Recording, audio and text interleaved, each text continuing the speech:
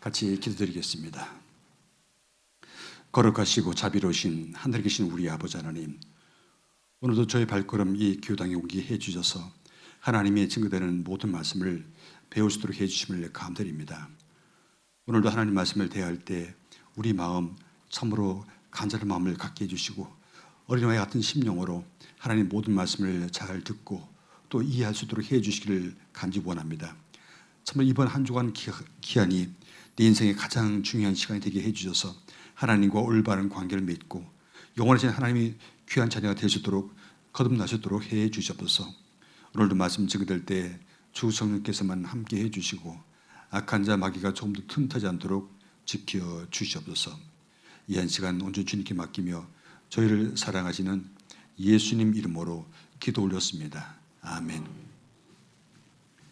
이제 우리 어제 말씀 배웠던 것처럼 하나님이 분명히 살아계시고 또 하나님께서는 우리 주변의 모든 만물을 통해서 하나님을 증거한다고 하셨습니다. 그래서 말씀하기를 태초에 하나님이 천지를 창조했다고 말씀하셨습니다. 그때 말씀드리고 어제는 또한 하나님께서 인류 역사를 주관하십니다.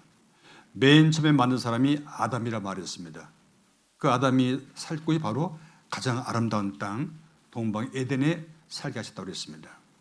그리고 그 후에 이제 아담이 죄를 지어서 그래서 쫓겨났습니다. 그런데 하나님께서는 그 자손 때 와서 노아 때 와서 또 더 큰 죄를 지었기 때문에 그 자손들을 하나님께 물로 심판하셨다고 말씀하셨습니다. 그 노아의 홍수 심판은 그때뿐이었습니다. 그러나 그 다음에는 또 사람들이 살다가 많은 죄를 짓게 될 겁니다. 하나님께서 간소한 때가 될 때, 정한 때가 될 때까지 참아보십니다. 나중에는 불로 심판한다고 말씀하셨습니다. 이제 성경 말씀 배워보게 되면 하나님께서는 모든 것을 미리 계획하시고 그 뜻대로 운행하십니다. 만드시고 우리는 그 피조물이라고 할 수 있습니다. 자, 피조물은 하나님의 종입니다. 자, 종이나 피조물은 하나님이 행하신 대로 따라 순종할 수밖에 없는 것입니다. 그런데 성경을 배우다 보면 그렇지 못한 경우가 많이 있습니다. 많은 분들이 성경 말씀을 배우지만 그 많은 분들 중에서 많은 분들이 또 이 말씀을 잘 이해하지 못하고 있습니다. 그래서 많은 분들이 여러 번 듣기도 합니다. 심지어 십수번 듣기도 하고 또 어떤 사람은 100몇 번 듣기도 합니다. 그런데도 깨닫지 못한 분이 계십니다. 가장 중요한 이유는 그 마음이 하나님 앞에 잘못되어 있습니다. 쉽게 말하면 코드가 안 맞춰 있습니다. 좀 더 달리 말하면 하나님은 창조주십니다. 우리는 그의 피조물이십니다. 그분이 하신 모든 말씀을 우리 잘 들어야 할 책임이 있고 우리는 의무가 있습니다. 그에 대한 말씀을 같이 생각 한번 해보겠습니다. 먼저 우리 그런 태도를 잘 할 수 있는 말씀이 베드로전서 5장 말씀에 있습니다. 이 말씀에 말씀하시기를 젊은 자들아 했는데 이 젊은 자들 얘기는 젊은 사람만 말하는 것이 아닙니다. 우리 또한 하나님 앞에 하나님은 오래 사신 분이잖아요. 젊은 사람이라 할 수 있습니다.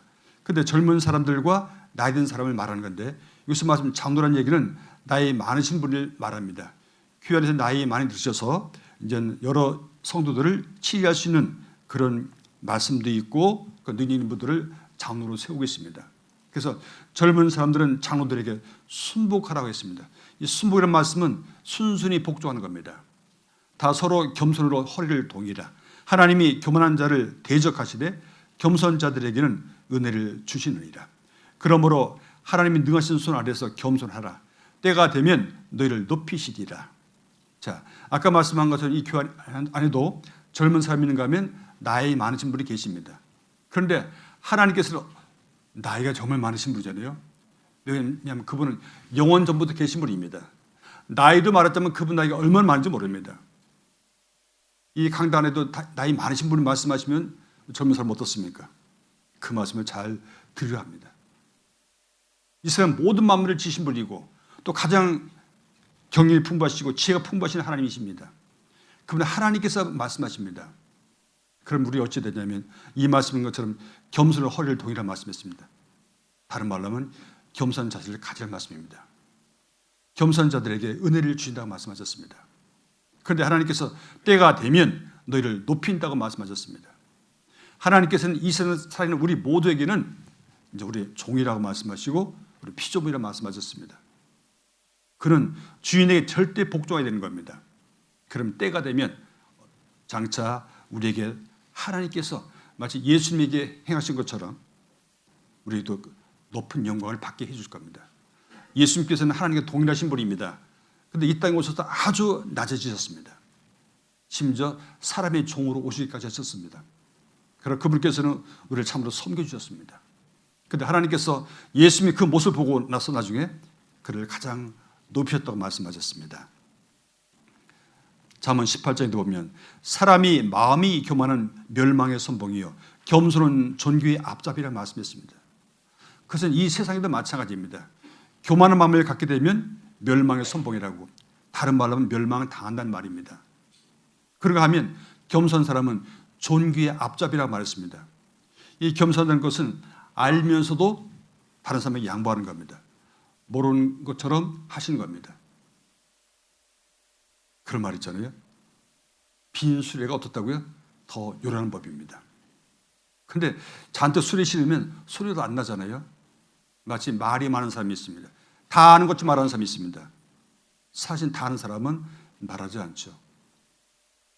운동하는 것도 마찬가지입니다.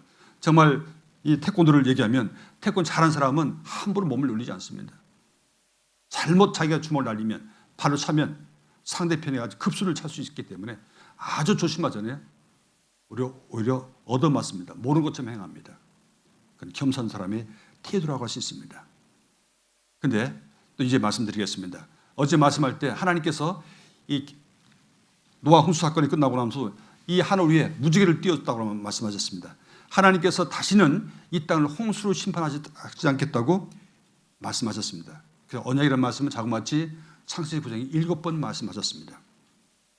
그런데 하나님께서 말씀하셨는데도 불구하고 그 시대 사람들은 그 하나님 말씀을 아직도 잘 믿지 못했습니다. 노아의 자손 셈, 함, 야벳이 있었습니다. 함의 아들이 있었습니다. 구스입니다. 구스의 아들이 있습니다. 그 아들이 니므롯입니다. 그러니까 함의 손자죠. 함의 손자가 창세기 11장에 보면 자, 우리가 성곽들을 높이 쌓아서 우리 이름을 내고 온 집에 흩어짐을 멸하자 한다고 그랬습니다. 바로 노아 홍수 사건을 직접 봤던 함의 손자가 그 일을 했습니다. 많은 사람들이 그걸 다 따라했다고 그랬죠. 따라서 그 20살을 이제 같이 동행했습니다. 근데 하나님께서 어제 말씀한 것처럼 그들이 성사는 일을 중단시키는 방법을 말을 흩어버렸다고 하셨습니다. 말이 통하는 사람들끼리 다 흩어져 나갔습니다. 그런데 바로 그 말씀이죠. 그래서 이들로부터 여러 나라 백성으로 나뉘어서 각기 각 방언과 종족과 나라대로 바닷가의 땅에 머물렀더라. 야벳 족수를 말하는 것이고 그 다음에는 함의 자손을 말하고 있습니다. 함의 자손도 각기 족속과 방언과 지방과 나라대로 흩어졌습니다. 그 다음에는 셈의 자손입니다. 셈의 자손도 각 족속과 방언과 지방과 나라대로였더라. 다 각각 셈 족속, 함 족속, 야벳 족속이 다 흩어져 갔습니다. 그런데 이 셈 족속이 바로 하나님이 정말 택함을 받은 족속이 셈 족속에 나옵니다. 그런데 이 말씀에 있는 것처럼 이들은 노아 자손의 족속들이요 그 세계와 나라 되돌아 홍수 후에 이들에게서 땅이 7백성이 나뉘었더라. 그래서 홍수 후에 나뉘었습니다. 그래서 이 셈의 자손 중에서 장차 이스라엘의 조상인 아브라함이 나오게 됩니다. 자, 이 아브라함이 하나님이 부르짖음 받았을 때 너는 너희 본토 친척 아비 집을 떠나 내가 네게 지시할 땅으로 가라고 말씀했습니다. 그때 아브라함 나이는 70이 훨씬 넘은 나이였습니다. 그래서 갈대우리에서 하나님 도착할 때 나이가 75이라고 했습니다.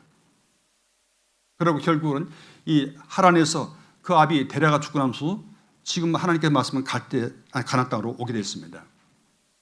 그런데 그때 하나님께서 말씀할 때 너는 너희 본토 친척 아비 집에 말할 때 친척으로 말할 때 아까 말씀한 셈도 살아 있었습니다. 셈은 100세에 자식을 낳았죠. 아르박사를 낳고 그러고 500년 살았었습니다. 600살 돼서 죽었습니다. 그러니까 이 아브라함이 그 말씀 듣고 떠날 때는 모든 조상이 다 살아있을 때입니다. 그들 어르신을 다 띄워두고 그걸 떠나왔던 겁니다. 아브라함의 그 믿음은 대단한 믿음입니다. 아브라함은 칼바를 알지 못하고 하나님의 말씀을 듣고 순종해 갔다고 말씀했습니다. 그래서 우리 믿음이라고 말하는 겁니다. 자, 믿음이라는 것은 보고서 믿는 것이 아닌 겁니다. 그 말씀을 듣고 믿는 겁니다. 그래서 성경에 말씀하시기를 그러므로 믿음은 들으면서 나며 들으면 그리스도의 말씀으로 말미암았다고 말씀하셨습니다. 보고 믿는 건 다 믿을 수 있잖아요. 보지 않고 마치 본 것처럼 사실을 말하는 것처럼 그 믿는 것입니다. 그것을 말하는 사람이 누구지 그걸 잘 알아보는 겁니다. 알아봤더니 그분의 말이 정말 믿음직하다 하면 틀림없다면 믿을 수 있는 것입니다. 우리 화폐를 쓰잖아요. 화폐를 보면 거의 모든 사람들은 이 화폐를 좀 다 똑같이 받아들이잖아요. 얼마짜리입니까? 이 색깔 보면 어떻습니까? 다들 좋아하잖아요. 누구란들 다 씁니다. 근데 이 위조 화폐 만든 사람 있잖아요. 아주 색깔도 똑같이 만듭니다. 글자도 똑같이 쓰잖아요. 근데 자세히 보면 무엇인가 틀린 게 있습니다. 그래서 위조 화폐를 말하지 않습니까? 자, 그처럼 틀린 것은 자세히 살펴보면 다 알게 되어 있습니다. 그런데 우리는 이 화폐를 보게 되면 한국은행에서 만들었습니다. 거의 모든 걸 다 믿습니다. 왜 믿습니까? 아까 말씀한 것처럼 우리는 그동안 많은 경험을 해봤지만 그래서 그동안 다 맞아왔거든요.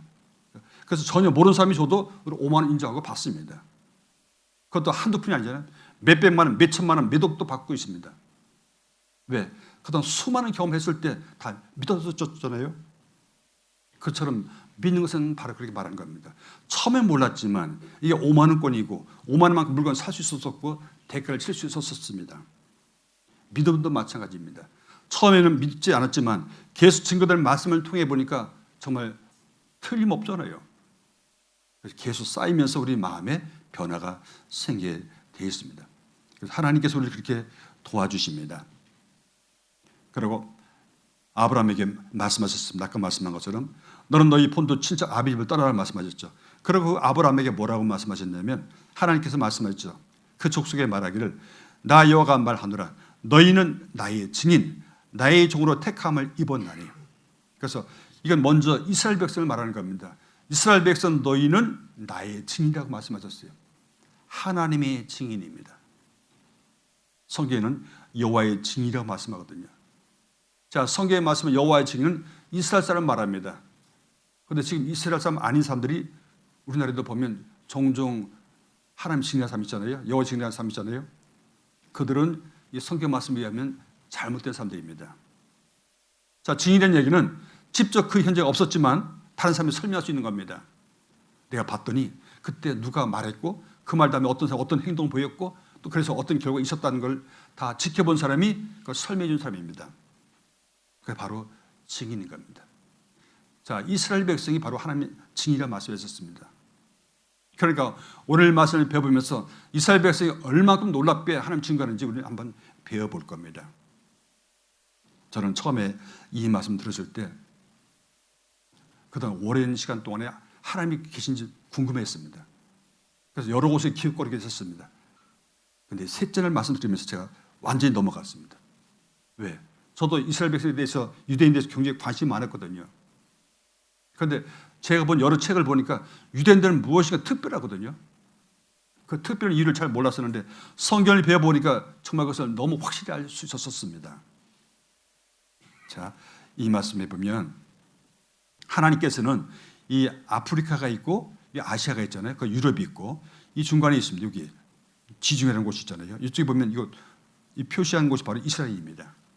자, 이 지도에 보면 땅덩어리를 봤을 때 이게 중앙입니다. 그래서 이 바로 앞에 있는 바다 이름 뭐라고 하냐면 지중해입니다. 땅 가운데 바다에서 지중해라 말합니다.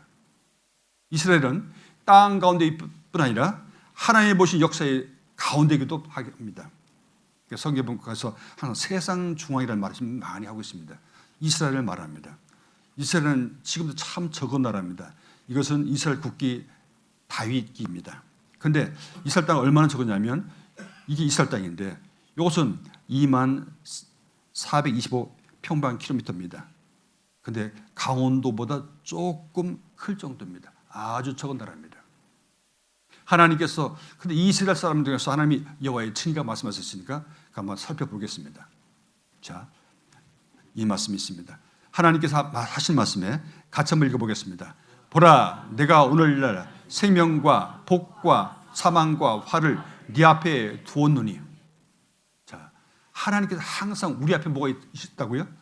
생명이 있고 또 복을 얻을 수도 있고 사망을 당할 수도 있고 화를 당할 수도 있다고 했습니다. 어디에? 멀리 있는 게 아니었습니다. 무슨 말씀입니까?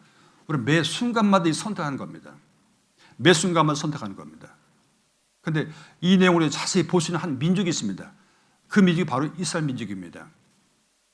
여러분, 그렇다 하면 생명과 복을 얻으려면 어찌 되겠습니까? 하나님의 말씀을 어떻게 드려야 되겠습니까? 잘 듣고 순종해야 되겠죠.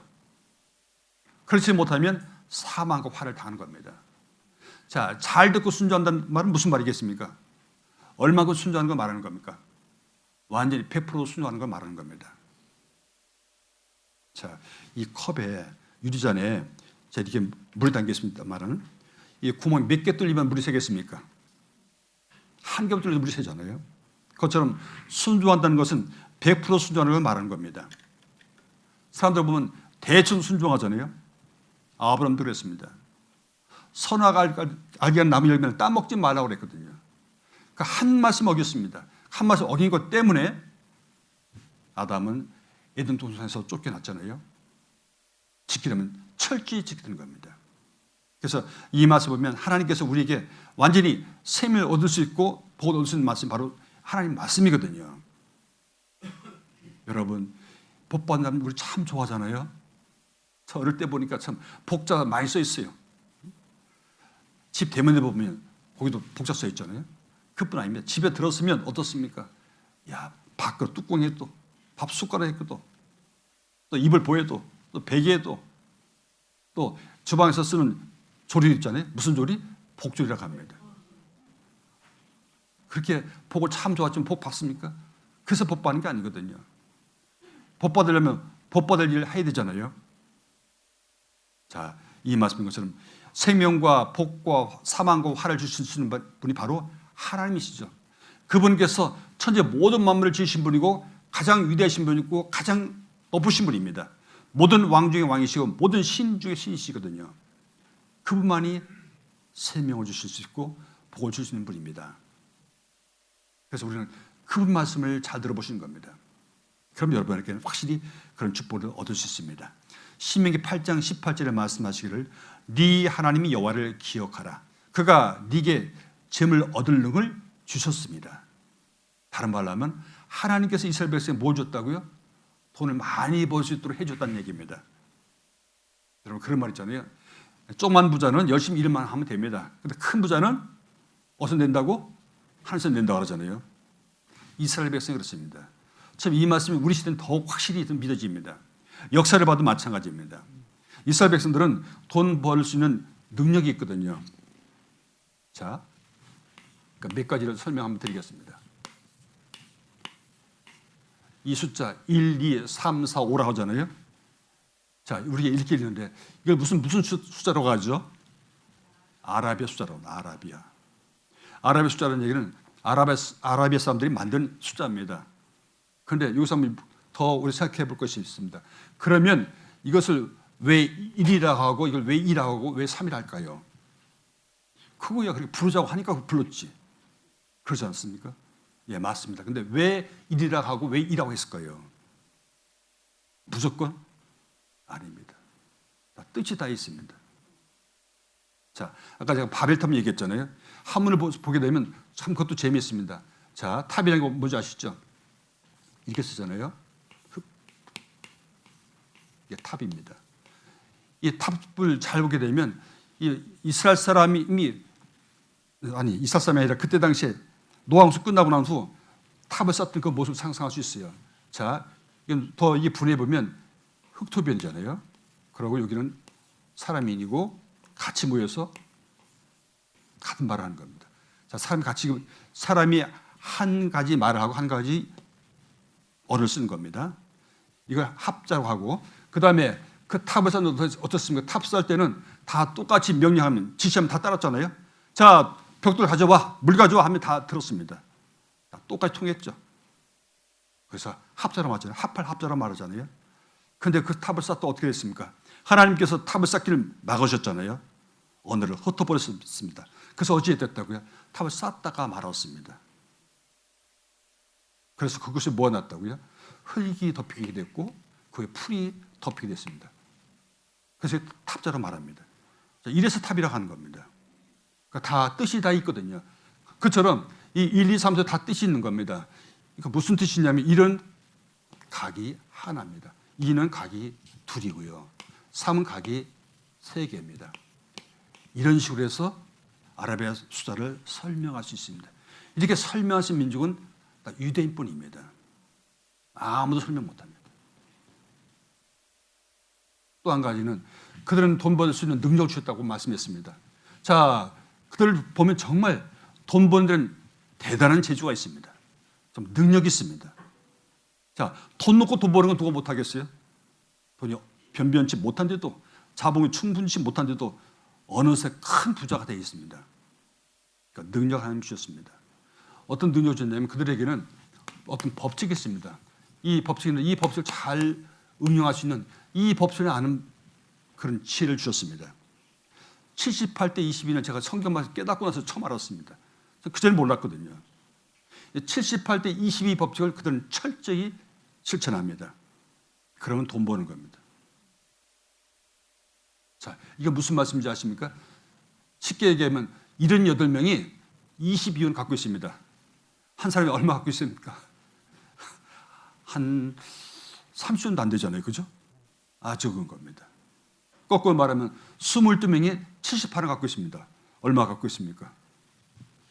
한 4, 5원은 채 안 되네요. 다른 말로 하면 전체 사람 중에서 그렇다는 얘기입니다. 78% 된 사람들은 돈이 없는 사람들이에요. 22% 된 사람이 돈이 많은 사람들입니다. 여러분 장사를 하면 누구한테 장사해야 되겠습니까? 아무리 좋은 물건을 하더라도 살 수 있는 돈이 있어야 되잖아요. 돈 없으면 장사할 수 없는 겁니다. 그래서 유태인들은 철저하게 돈 있는 사람들을 통해서 장사합니다. 그래서 장사를 보는 거 보세요. 다 비싼 것들입니다. 비싼 보습부터 시작해서 비싼 옷부터 시작해서 다 그렇지만 그들은 그에서 다 성공합니다. 78대 22 법칙이 나오게 되는 여러 가지가 있습니다. 먼저는 이 안에도 보면 이 강당 안에도 보면 이 보이지 않는 것이 78%입니다. 공기 보이십니까? 전파 보이십니까? 이 손바닥에 균이 있는데 보이십니까? 아무것도 안 보여요. 안 보이는 게 78%고 보이는 게 22%입니다.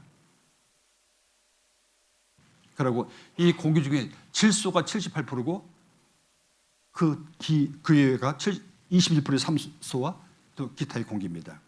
그것도 78대 22죠. 또 그뿐 아니라 이 정사각형을 그리면 정사각형 안에 이 원의 넓이와 그리고 그 나머지 넓이를 구하면 정확히는 78.5대 21.5가 나옵니다.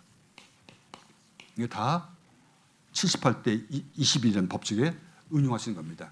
자, 이런 법칙을 하나님께서 그들에게 일찍부터 깨닫게 해줬습니다. 그래서 그들과 상담하다 보면 그 사람들은 우리처럼 주판 튕기고 계산 뜯을 필요 없습니다. 웬만한 것은 그들은 다 머리로 합니다. 참 뛰어난 사람들입니다. 오늘 보게 되겠습니다. 그들은 정말 인류 역사에 보면 그렇게 쫓겨다니면서도 그들은 악착같이 돈을 벌었습니다. 또 돈을 잘 벌었습니다. 우리 시대 때도 마찬가지입니다. 전 세계 가장 돈이 많은 사람들 보면 다 유태인입니다. 유럽에 있는 유태인, 록펠러, 또 로스차일드. 록펠러는 미국이고 로스차일드는 유럽에 있습니다. 이 사람들은 얼마나 많은지 상상을 못합니다. 그들도 잘 모른답니다. 전 세계 가장 큰 부자죠. 자, 하나님께 그런 능력을 주셨습니다. 자, 그렇게 해서 말씀드립니다. 그런데 하나님께서 그런 유대인에게 아까 말씀한 것처럼 하나님이 증이라고 말씀했습니다. 그런데 하나님께서 이스라엘 백성을 아까 말씀한 것처럼 하나님의 말씀을 순종하면 축복을 받고 생명을 얻는다고 말씀했습니다.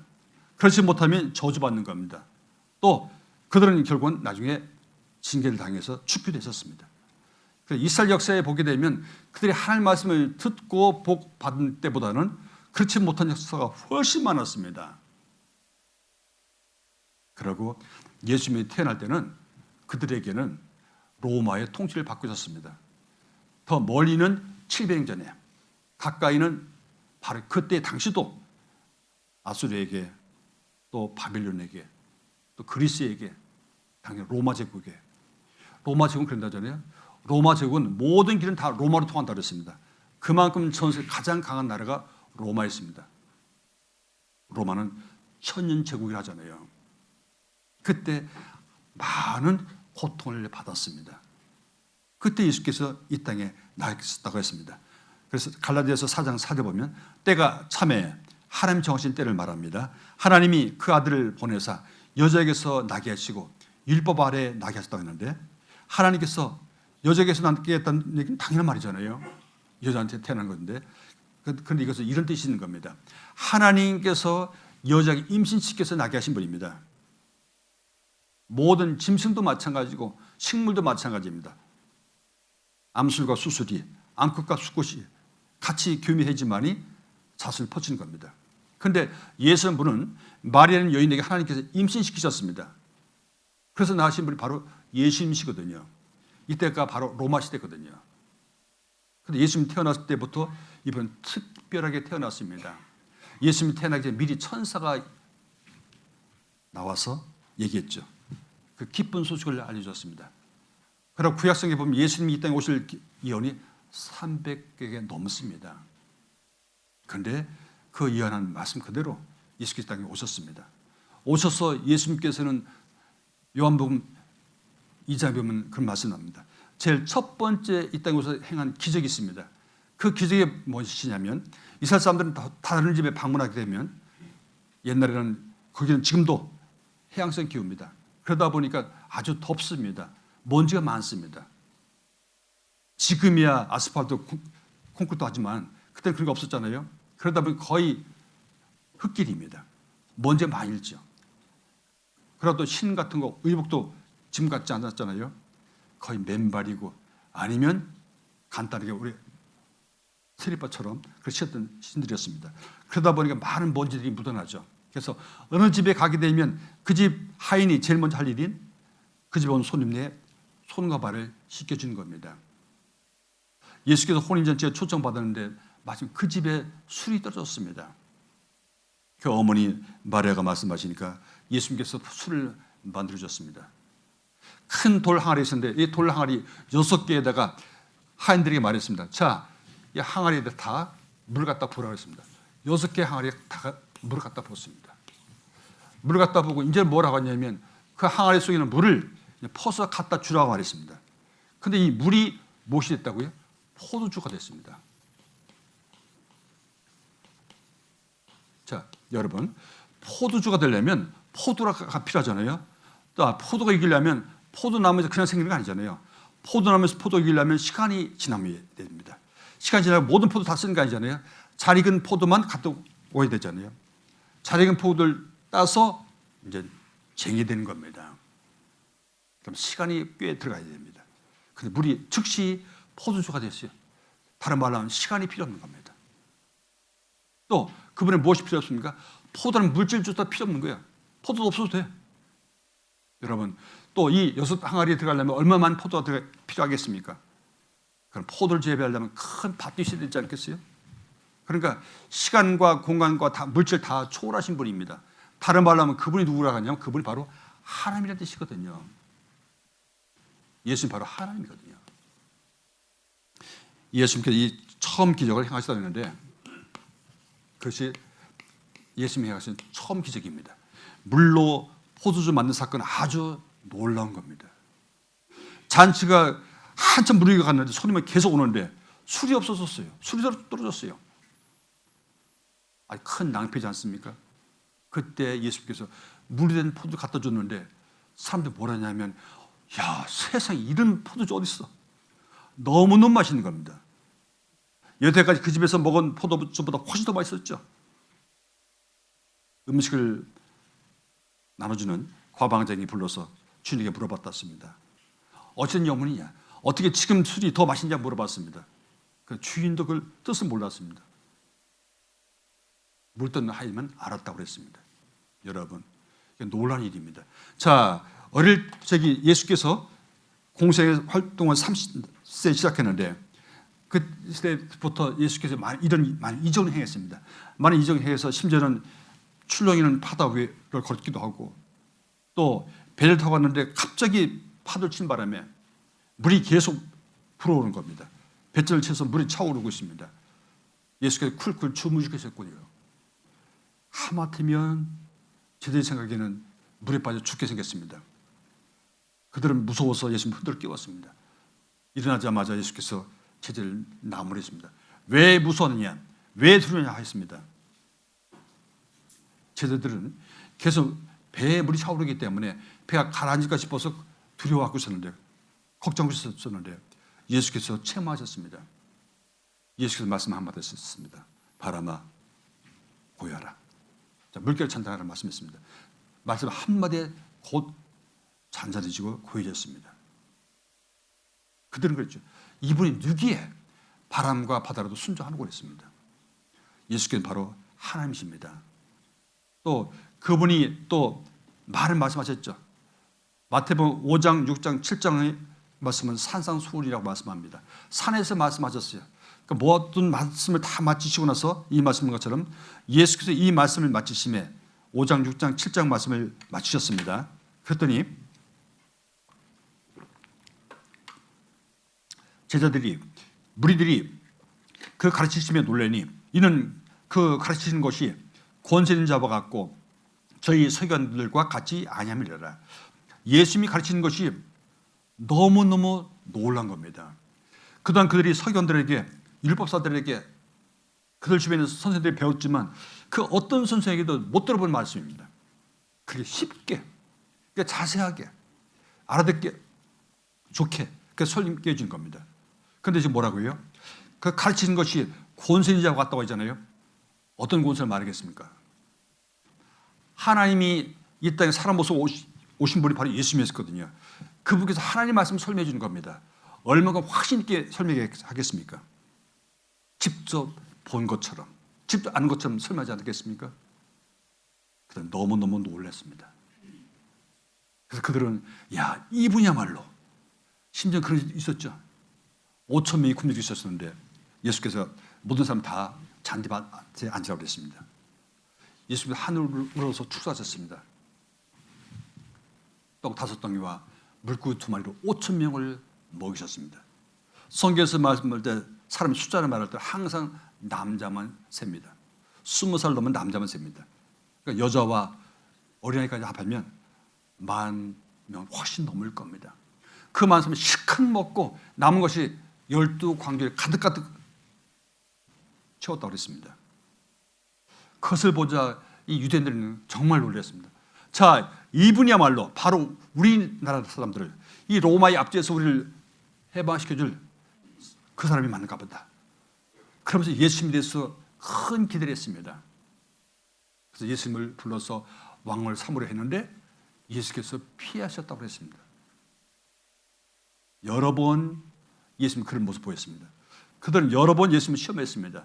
3번 시험했다는 것이 성경에 있습니다.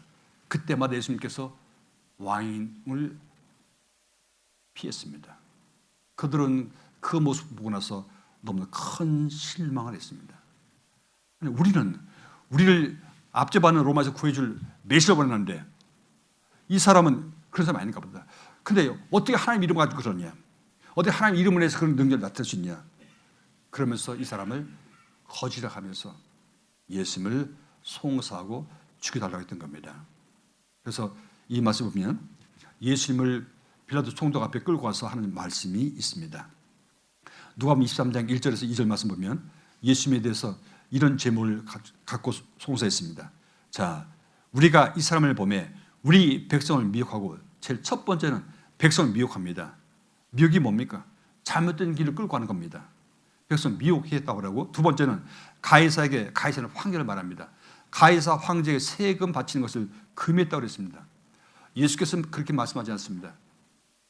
그러면 로마 사람에게 내는 세금 낸 돈, 그 돈을 보여주라고 그랬습니다. 그들을 보시면서 말씀하셨어요. 이 글과 이 그림이 누구 것이냐 물어봤습니다. 예, 로마 황제입니다. 로마 것입니다. 그랬더니 가이사의 것은 가이사에게, 하나님 것은 하나님께 하라고 말씀했습니다. 다른 말로 하면 만약 예수님께서 로마 사람에게 해방시켜줄 메시아 같으면 뭐라고 하겠습니까? 아니 여태까지 세금을 로마에게 바쳤단 말이야? 그럼 안 되지. 당연히 우리에게 바쳐야지. 그래야 되겠죠. 그들은 그것을 원했지만 예수께서는 그러지 않으셨습니다. 그러니까 그들은 이 말로 송수하는 겁니다. 또 말하기를 자칭 왕 그리스도라 하더이다. 예수께서 스스로 왕이라 한 적이 없었습니다. 이것 다 이 세 가지는 다 거짓말입니다. 빌라도 총독이 예수님에 대해서 이런 죄물을 가지고 송사했는데 이미 빌라도는 알고 있었죠. 그래서 그들이 시기로 예수님 자기가 넘겨준 줄 안다고 말했습니다. 그러면서 예수님은 어떻게든 예수님 살려주려고 이 빌라도가 백방 노력했습니다. 심지어는 당시 아주 흉악한 살인범, 정말 살인당할 수밖에 없는 사람입니다. 그 살인범과 예수님 앞에 세우고 물어봤죠. 자, 이 두 사람 중에 한 사람은 살려줄 것이다. 자, 이 두 사람 중에 누구 살려주랴? 이 바라바냐 예수냐 물어봤습니다. 그들은 죄 많은 바라바를 살려주고 죄 없는 예수님을 죽이라고 했습니다. 그래서 빌라도 아주 난처했죠. 마태복음 27장을 보면 빌라도가 가로되 어찌 미뇨 무슨 낙한 일을 하였느냐 저희가 더욱 소리질러 가로되 십자가에 못 박혀 하겠나이다 하느니라. 십자가 못 박힌다는 얘기는 이때 당시에 로마 시대에서 가장 흉악한 죄인입니다. 또 그뿐 아니라 로마 사람은 아닌 사람입니다. 로마 사람 아니고서 가장 흉악한 죄 지은 사람을 처벌하는 법이 바로 십자가 처형입니다. 양손에 발에 못을 박는 겁니다. 예수님이 그런 처형을 시키라는 얘기입니다. 그러니까 빌라도가 보면 도무지 이해가 안 됐습니다. 재차 그래서 물어본 겁니다.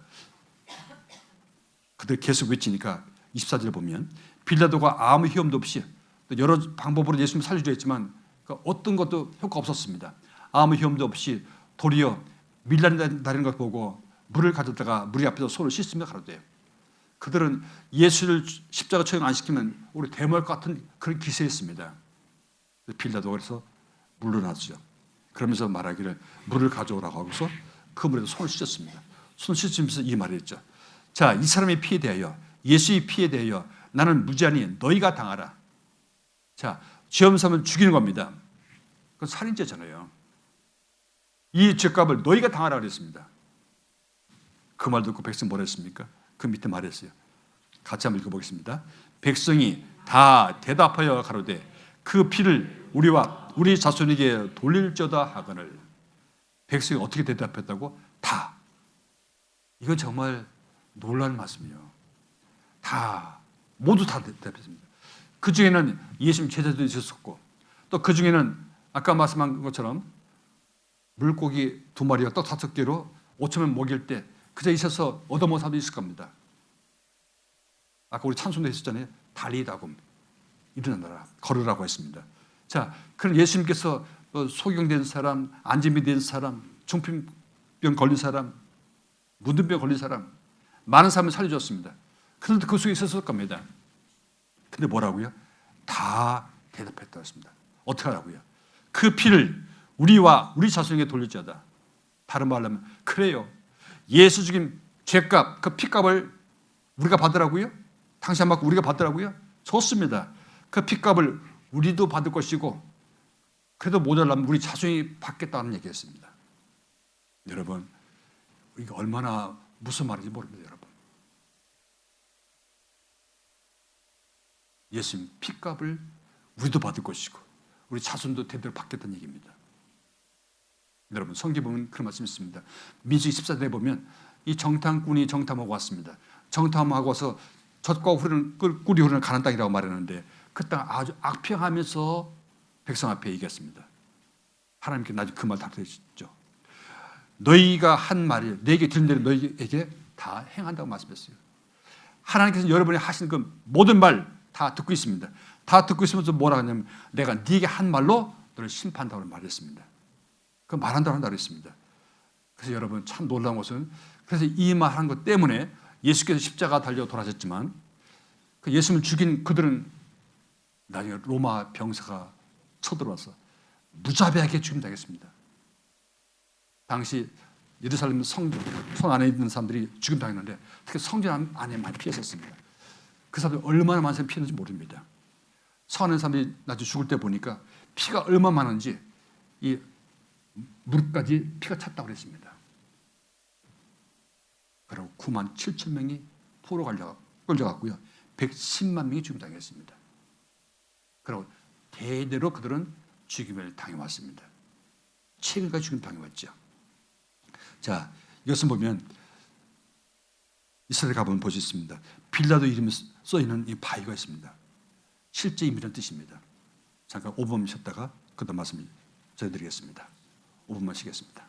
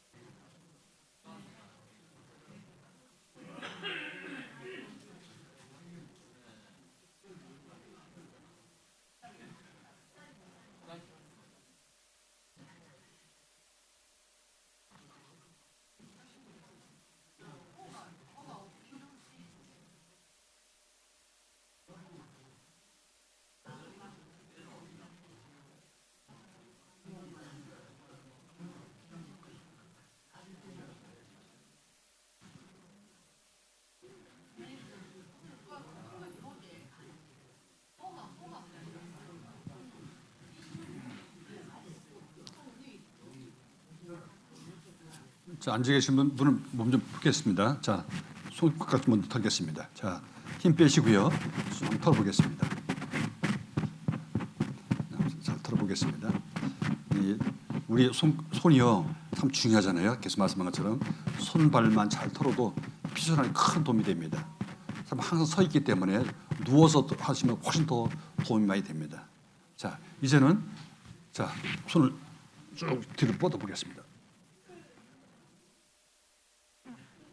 예, 이제는 앞으로 한번 쭉 내겠습니다.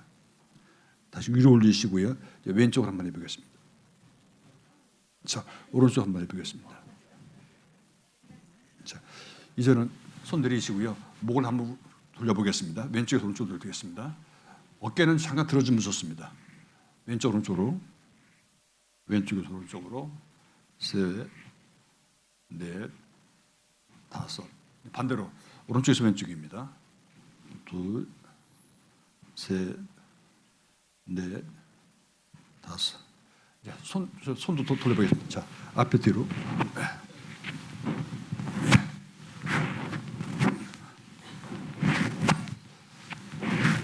이제 반대로 뒤에서 앞으로 한번 해보겠습니다. 자, 뒤에서 앞으로 해보겠습니다. 자, 뒤에서 앞으로. 혼자 계신 분은 딱 두 분이 계신데 옆에 계신 분 잠깐 어깨 좀 잠깐 주물러 주시겠습니까?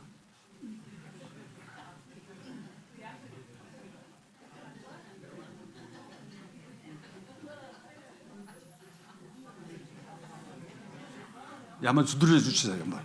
네.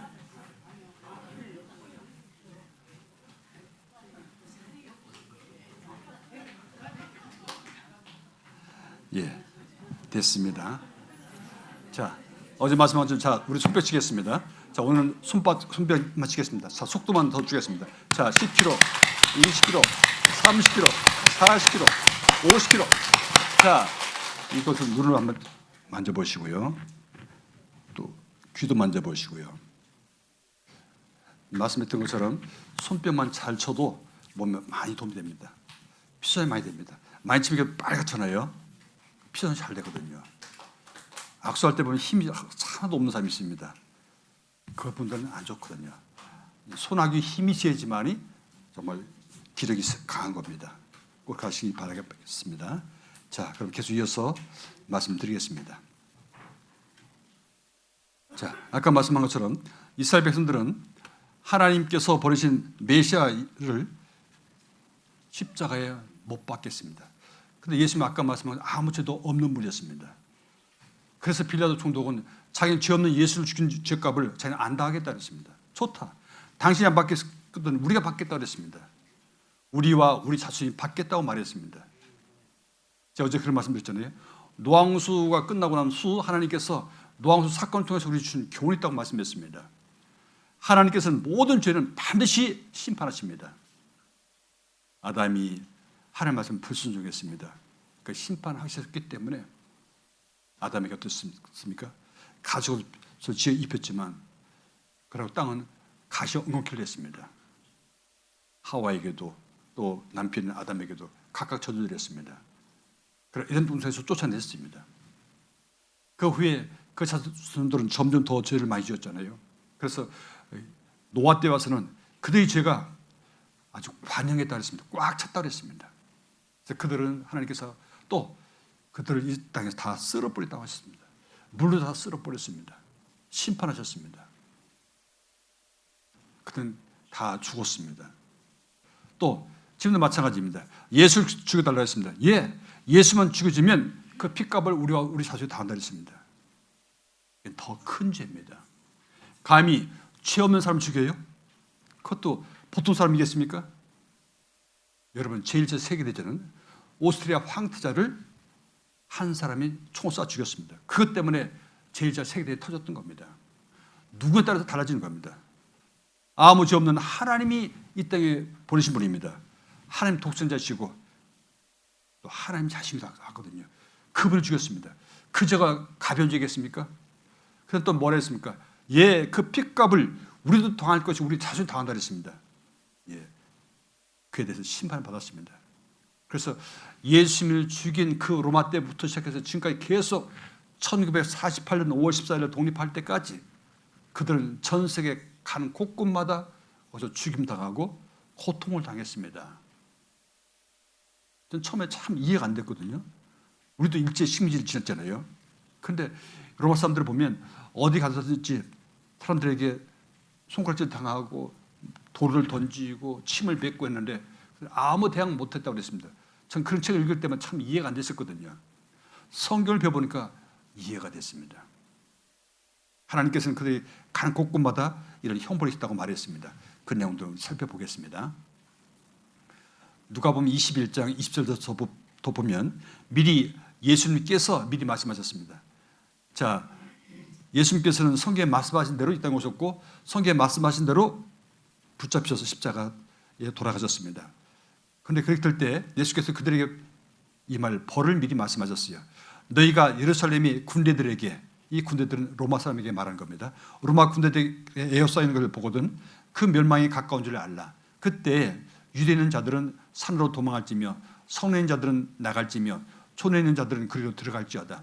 이 날들은 기록된 모든 것을 이루는 형벌의 날이니라. 그러니까 이러한 모든 날들은 다 하나님께서 기록된 모든 것이라 말씀했습니다. 벌써 오래전부터 하나님께서 창세기에 말씀하는 예수님, 여자 후손이 왔었는데 그 말씀이 특히 제일 많은 것이 신명기 많은 말씀이 있습니다. 레위기도 있고요. 자, 그들이 장차 받을 형벌이 있는데 그 형벌을 다 이룬 날이라고 말했습니다. 그동안 그들이 여러 나라에 침략을 받고 나라가 망하게 됐습니다. 심지어 너무나 굶주려갖고 자기 자식을 잡아먹을 때도 있었습니다. 그런데 이것은 더 큰 형벌을 받을 겁니다. 당장 몇십 년이 아닙니다. 대대로 거의 1500년 동안에 그런 고통을 받았습니다. 자, 레위기서 26장 33절에 말씀하시기를 내가 너희를 열방중에 흩을 것이요 내가 칼을 빼어 너희를 따르게 하리니 너희 땅이 황무하며 너희의 성읍이 황폐하리라. 하나님께서 갈 때 우리는 아브라함 불러내면서 말씀하셨습니다. 자, 너를 축복하는 자는 내가 축복하고 너를 저주한 자에게 내가 저주한다 그랬습니다. 그래서 항상 하나님께서 그들을 보호하셨거든요. 그런데 이제는 내가, 여기서 말씀 내가라는 얘기는 하나님을 말씀합니다. 하나님 내가 너희를, 유대인들을, 이스라엘 사람들을 열방 중에, 전 세계 여러 나라 중에 흩을 것이요. 참, 이것이 제일 잘 이루어진 것이 바로 로마 사람이 멸망당한 그때부터입니다. 그때 9만 7천 명의 포로를 끌고 왔습니다. 근데 이 포로를 포로시장 갖다 파는데 어디 가서도 이 포로가 제대로 안 팔리는 겁니다. 일은 잘해요. 일은 잘하는데 이 사람들 꼭 유대인 절기 있으면 일 안 합니다. 음식도 가려 먹습니다.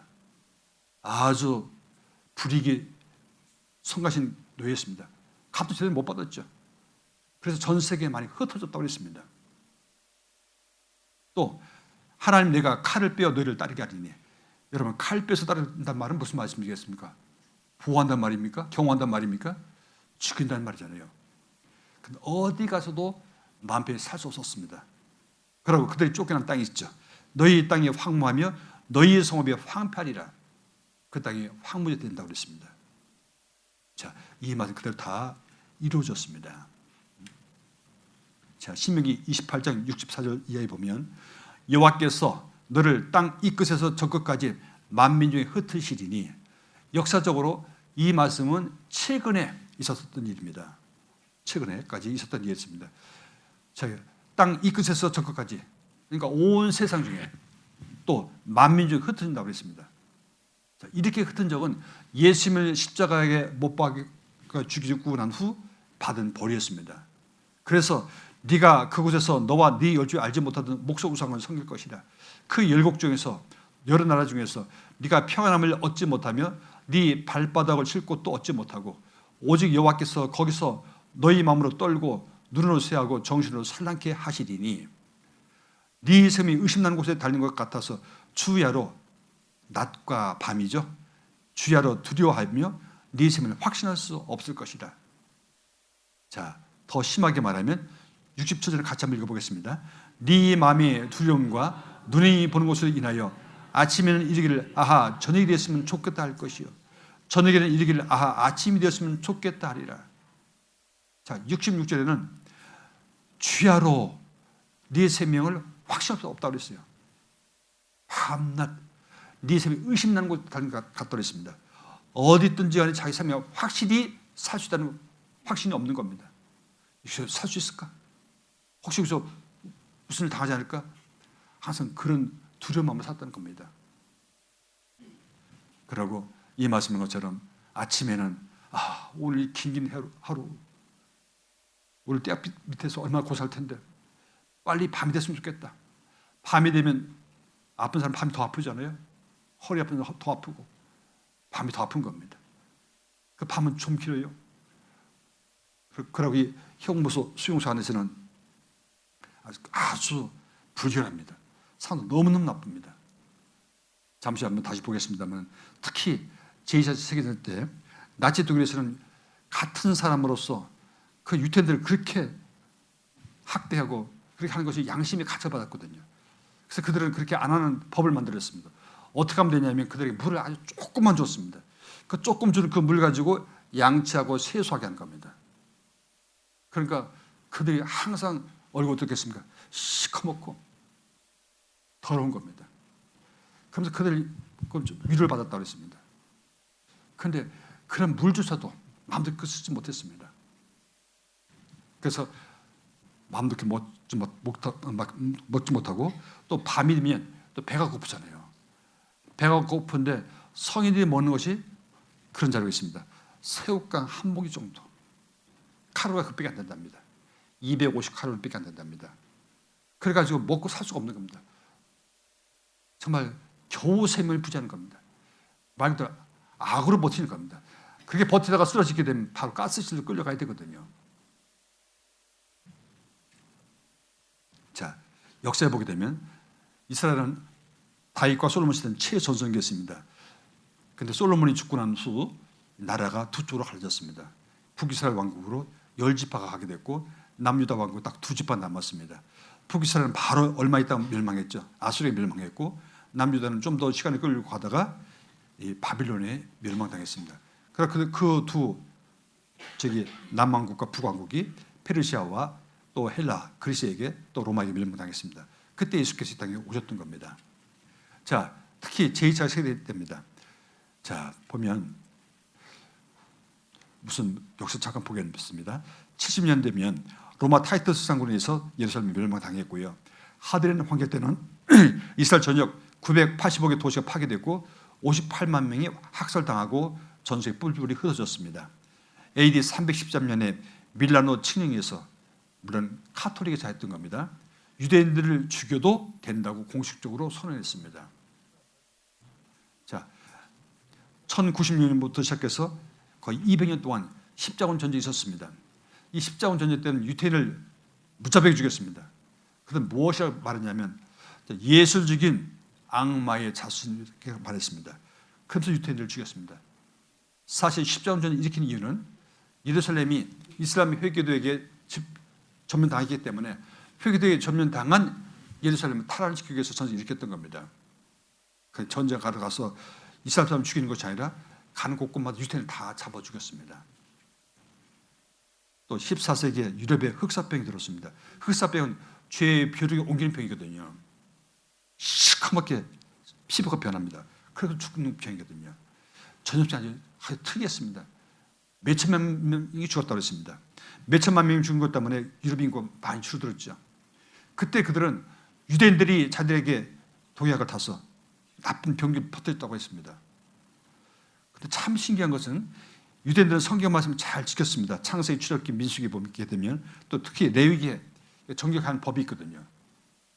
그래서 그들은 이방인과 다르게 웬만한 병이 잘 안 걸렸습니다. 면역이 참 좋았습니다. 그들은 의심하기를 저놈들이 저렇게 자기들은 괜찮고 우리가 아픈 거 보니까 우리를 저주한 것이구나. 저놈들이 우리 말이 왔기 때문에 그렇다. 그러면서 그들을 대적하고 죽이고 재산을 빼앗고 쫓겨내고 그랬습니다. 그리고 폴란드와 러시아 전쟁 때도 무려 40만 명이 죽임당했고 제2차 세계대전 때는 무려 600만 명이 학살당했습니다. 자, 로마 타이터스 장군이 쳐들어와서 이스라엘을 멸망시키고 난 그것을 개념하는 개선문이 지금도 로마에 남아 있습니다. 거기에 부주들입니다. 금초대라든지 여러 가지 성소에서 썼던 물건들을 다 끌고 갔다고 했습니다. 그리고 구약에 보면 신명기에, 레위기에 또 이사야서에, 에스겔서에 수많은 예언도 있습니다. 근데 참 놀랍게도 시간 없어서 다 보이지 못합니다만은 예언들이 다 문자 그대로 다 이루어졌습니다. 그리고 예수님께서 오셔서 했던 말씀도 있습니다.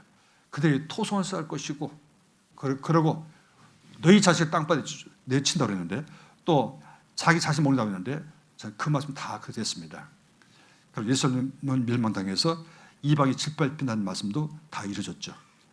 자, 그때 당시 이스라엘 사람을 죽인 가장 큰 총독이 있잖아요. 독일 총독이 히틀러였습니다.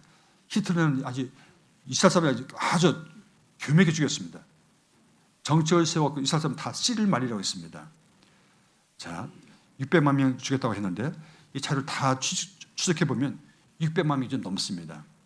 아주 잔인한 방법을 죽였는데 유럽에 거주하는 모든 유태인을 모조리 없앤다는 그런 유태인 말살 정책을 만들었습니다. 법을 만들었습니다. 그래서 20%만 유대인 피가 섞인 사람들 다 붙잡아 들였습니다. 살던 곳에 다 한 곳에 모았습니다. 여러 곳에 수용소 만들었습니다. 그 게토라고 말하거든요. 그 수용소에 다 모아서 그곳에서 그들을 겨누게 수용시켰죠.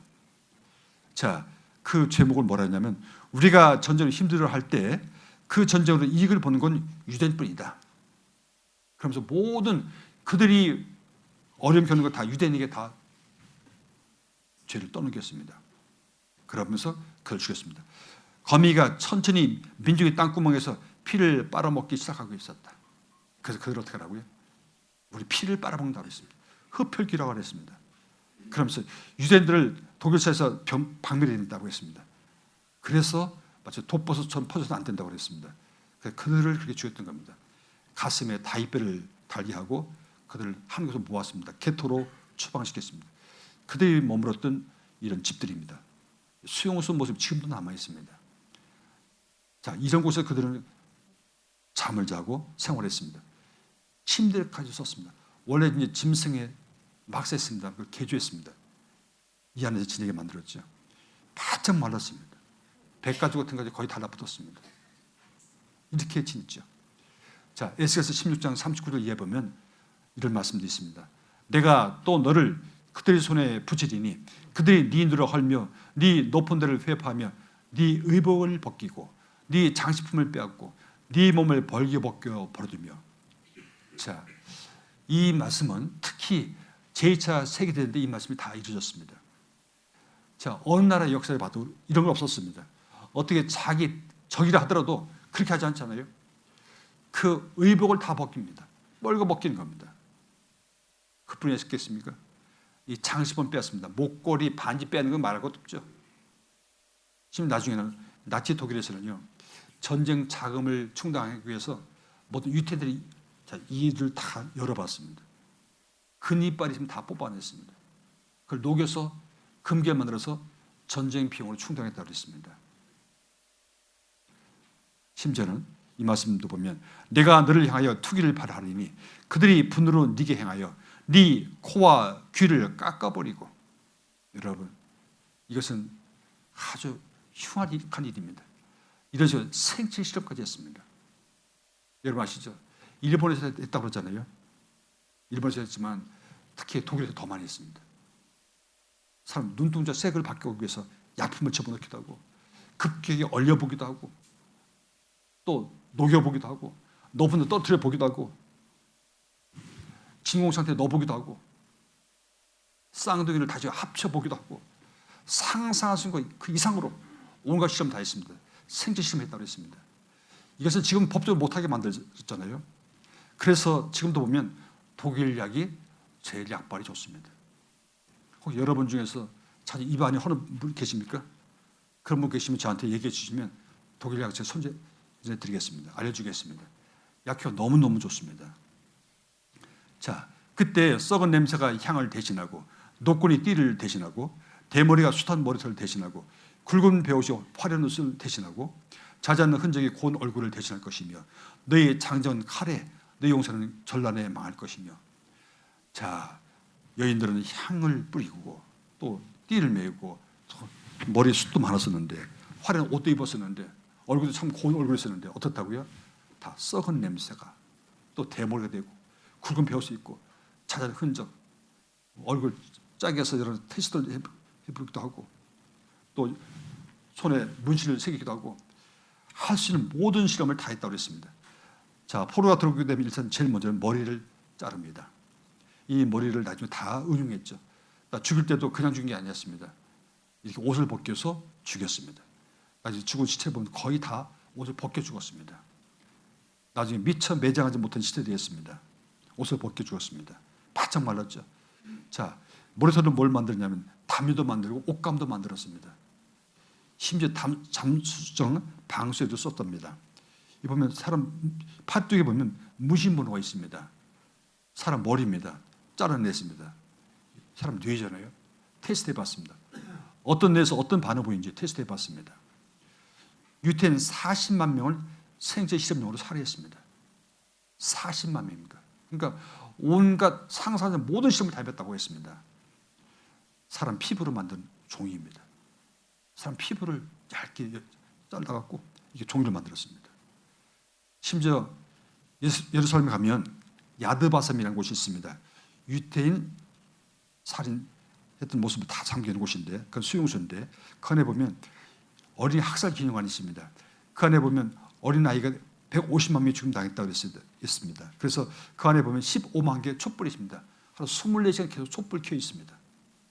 죽은 아이들이 계속 불러주기도 합니다. 아이들이 그것은 견학 코스입니다. 그거 다 보게 만듭니다. 이걸 보면서 그들이 왜 죽임당했습니까? 그들이 죽임당한 것은 독일에 죽임당했잖아요. 독일뿐 아니잖아요. 예수 죽이고 난 후 그때부터 시작해서 지금까지 계속 고통받고 있었습니다. 그들은 그것을 보고 나서 그런답니다. 우리는 용서하겠다. 그러니까 결코 잊지 않겠다는 그 각오를 생긴답니다. 자, 그런데 홀로코스트라는 말이 무자비하게 학살하는 걸 말하는데, 이런 기념관이 여러 곳에 있습니다. 태워주는 뜻이 있거든요. 자, 미국 가면 워싱턴에 있습니다. 이 정부 큰 청사 있는 곳에 한 중간에 있습니다. 가장 보이기 쉬운 곳에 만들었습니다. 이 안에 가면 많은 그런 전시물이 있습니다. 신발이라든지 금리빨이라든지 또 이털개라든지 뭐 별별 게 다 있습니다. 사진도 많고요. 이런 것이 미국에 있는 것이 아니라 예루살렘에 있는 것이 아니라 전 세계 좀 큰 도시에 있는 기념관이 많이 있습니다. 그래서 이만큼 고통을 다했던 것입니다. 자, 이런 글이 있는데 전에 경향신문에 그것을 써있더라고요. 이 내용 보면 참 재미있습니다. 온 바다가 잉크로 채워져 있고 온 세계의 갈대가 펜이며 온 세계인이 글을 쓴다 해도 유대인이 받은 박해를 모두 쓰기는 어렵다는 말이 있다. 온 바다가 잉크예요. 바다 잉크인데 온 세계인이 갈대를 펜을 쓰고 없어. 그래서 그것을 이제 어떤다고요? 온 세계인이 바닷물 잉크를 찍어갖고 유대인이 받은 박해를 다 쓴단 말입니다. 그래도 어떻다고요? 모두 쓰기는 어렵다는 말이 있다고 했습니다. 이만큼 고통을 당했다는 얘기입니다. 그런데 이런 형벌 당한 이유가 뭐 때문에 그렇다고요? 유대인들이 뭘 했습니까? 예, 예수를 죽여주세요. 그 핏값을 우리가 당하라고요? 예, 좋습니다. 우리와 우리 자손이 당하겠습니다. 그 말 때문에 이런 벌을 받았던 겁니다. 요 야드바산 가면요, 이런 동상이 있습니다. 이 보세요. 신발이잖아요. 신발 있습니다. 어린아이를 좀 안고 있는 모습입니다. 얼굴에 보면 입밖에 없잖아요. 아이를 부둥켜 안고 하늘을 물어서 외치는 소리입니다. 외치는 것 같지 않습니까? 이 동상을 보자마자 그런 생각이 들었습니다. 뭐라고 해줬을까? 하나님, 참 어째 우리가 이런 다 해야 됩니까? 이런 고통을 왜 돌아보지 않습니까? 그렇게 외치는 것 같아요. 심지어 그런 말도 했을 겁니다. 하나님 우리를 왜 버리셨습니까? 그렇게 했을 것 같아요. 여러분, 오늘 말씀 잠깐 들어봤습니다만 하나님께서 유태인을 먼저 버렸습니까? 유태인이 먼저 하나님을 버리셨습니까? 유태인이 하나님을 버렸습니다. 예, 저 사람이 와서 하나님 이름으로 하나님 말씀 전하기도 하는데 우리 저 사람 말을 못 믿겠습니다. 저건 거짓입니다. 우리가 제일 원하는 것은 우리 왕이 되기 원합니다. 이 로마의 압제에서 우리를 풀어주기 원합니다. 그래 해방되기를 원합니다. 아니니까 죽여달라고 그랬습니다. 그들이 먼저 하나님을 배반했습니다. 그래서 이런 벌을 받은 겁니다. 여러분, 근데 지금은 이 형벌이 다 끝났습니다. 지금은 여러분 아시죠? 이스라엘이 얼마나 지금 강대 나라인지 모릅니다. 여러 가지 과학물질, 과학문명이 아주 뛰어납니다. 무기도 아주 뛰어납니다. 종종 그런 얘기 많이 듣습니다. 이스라엘 여행한 사람들 보면 갑자기 사이렌 소리 들립니다. 보면 하늘 보면 미사일만 날아오는 게 보입니다. 미사일 날아와도 그들은 조깅합니다. 운동합니다. 걱정 안 합니다. 왜? 워낙 잘 막아냅니다. 아이언돔이라 말합니다. 철로 만든 돔처럼 그들이 미사일 아무리 쏘더라도 땅에 떨어지지 않습니다. 거의 백발백중 다 막아냅니다. 근데 더 신기한 것은요, 그 쏘아대는 그 미사일 있지 않습니까? 이스라엘 사람이 돈 쓰지 않습니다. 그만 다 미국의 그 돈을 다 지원받습니다. 그만 그들은 놀랍습니다. 이것은 우리에게 뭘 보여주는지 아십니까? 여러분, 자, 십자가 못 박혀 돌아가신 예수님께서는 이제 이렇게 거의 2000년 동안에 유대인이 그런 고통을 당했습니다. 이제는 그들이 이제 1948년 5월 14일 날 독립하고 난 후 이 고통이 일단 끝났습니다. 이 모습은 계속 하나님을 대적한 사람들에게 이런 고통을 당할 것을 우리에게 보이는 겁니다.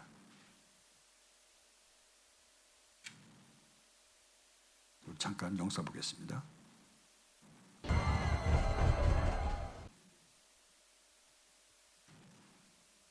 자, 어떤 안내원은 그런 말을 했답니다. 이들이 이런 희생을 치렀으니까 우리가 지금 이렇게 건강하게 살 수 있는 거니까 이들이 고맙게 생각하라고 말했답니다. 그렇게 많이 희생을 당하고 그 덕분에 많은 약도 만들어냈습니다. 그래서 우리 아픈 사람들이 많이 도움도 많이 받았습니다. 여러분, 이런 곳이 폴란드가 제일 유대인들이 많이 호의를 베풀었거든요. 많이 살았습니다. 그래서 그곳에 수용소에 있었죠. 그 유명한 아우슈비츠 강제 수용소가 거기 있습니다. 그 이외에 여러 곳에 수용소가 많았습니다. 거기서 죽임당한 수를 다 합해보니까 600만 명이 넘더라고요. 엄청나게 많은 사람이 죽임당한 겁니다. 여러분, 그 이유가 뭐라고요? 성경에 미리 예언된 그들입니다. 예, 그 피를 우리와 우리 자손이 당한다고 했습니다. 그 말은 그대로 다 됐습니다. 그런데 그런 것이 아무 자료 없어 보세요. 뭐 사진도 없고 글도 없고 아무것도 없어 보세요. 살아있는 사람이 아무것도 다 죽었어 보세요. 이런 사실 우리 모르지 않겠습니까? 근데 참 그게 놀랍게 우리 다 알 수 있게 돼 있습니다. 사진도 있고 영상도 있고 글도 있고 산 사람도 있습니다. 그 이유가 성경이 이렇게 설명했습니다. 그들이 그런 당하는 것을 우리에게 알게 한다고 말씀했습니다. 자, 에스겔서 12장 15절에서 16절 말씀 보면 내가 그들을 이방인 가운데로 흩으며 열방 중에 해친 후에야 그들이 나를 여호와인 줄 알리라. 그러나 내가 그중 몇 사람을 남겨 칼과 기근과 온역을 벗어나게 하여 그들로 이르는 이방 중에서 몇 사람이 살아남았단 말입니다. 자기 모든 가정일을 자백하게 하리니 그들이 나를 여호와인 줄 알리라. 하나님께서 그 죽임당한 사람들 속에서 얼마 되는 사람들을 살려줬습니다. 참 놀라운 것은 이 아우슈비츠 강사 수용소에서 보면 다 죽은 것이 아닙니다. 그 중에 정말 살아난 사람이 있습니다. 그런 사람들이 우리 그 안에서 어떤 일을 겪었는지 아세요? 다 얘기하는 겁니다. 그러고 뭘 한다고요? 자기 모든 가장 일을 다 자백한다고 했습니다. 왜 이런 벌을 받았는지, 어떤 벌을 받았는지 다 얘기한다고 했습니다. 그래서 우리의 중요한 교훈을 말합니다. 하나님께서 장차 이방인과 유대인에게 재앙될 것을 미리 말씀했어요. 자, 푸른 가지도 이렇게 하거늘 마른 가지는 어떻게 하겠냐는 말이 있습니다. 푸른 가지, 푸른 나무. 보세요. 이 푸른 나무 불탄다 하면 마른 나무는 얼마나 잘 타겠습니까? 더 잘 타지 않겠습니까? 자, 하나님이 택한 백성, 하나님 증인한 이스라엘 사람들이 이런 벌을 받았습니다. 하나님 말씀 불순종하니까 그럼 우리에게 어떻다는 얘기입니까? 더 많은 고통을 당하는 얘기입니다. 당연히 받게 된다는 얘기입니다. 이 말씀 한번 같이 읽어보겠습니다. 이와 같이 내 노가 다한즉 그들에게 향한 분이 풀려서 내 마음이 시원하리라.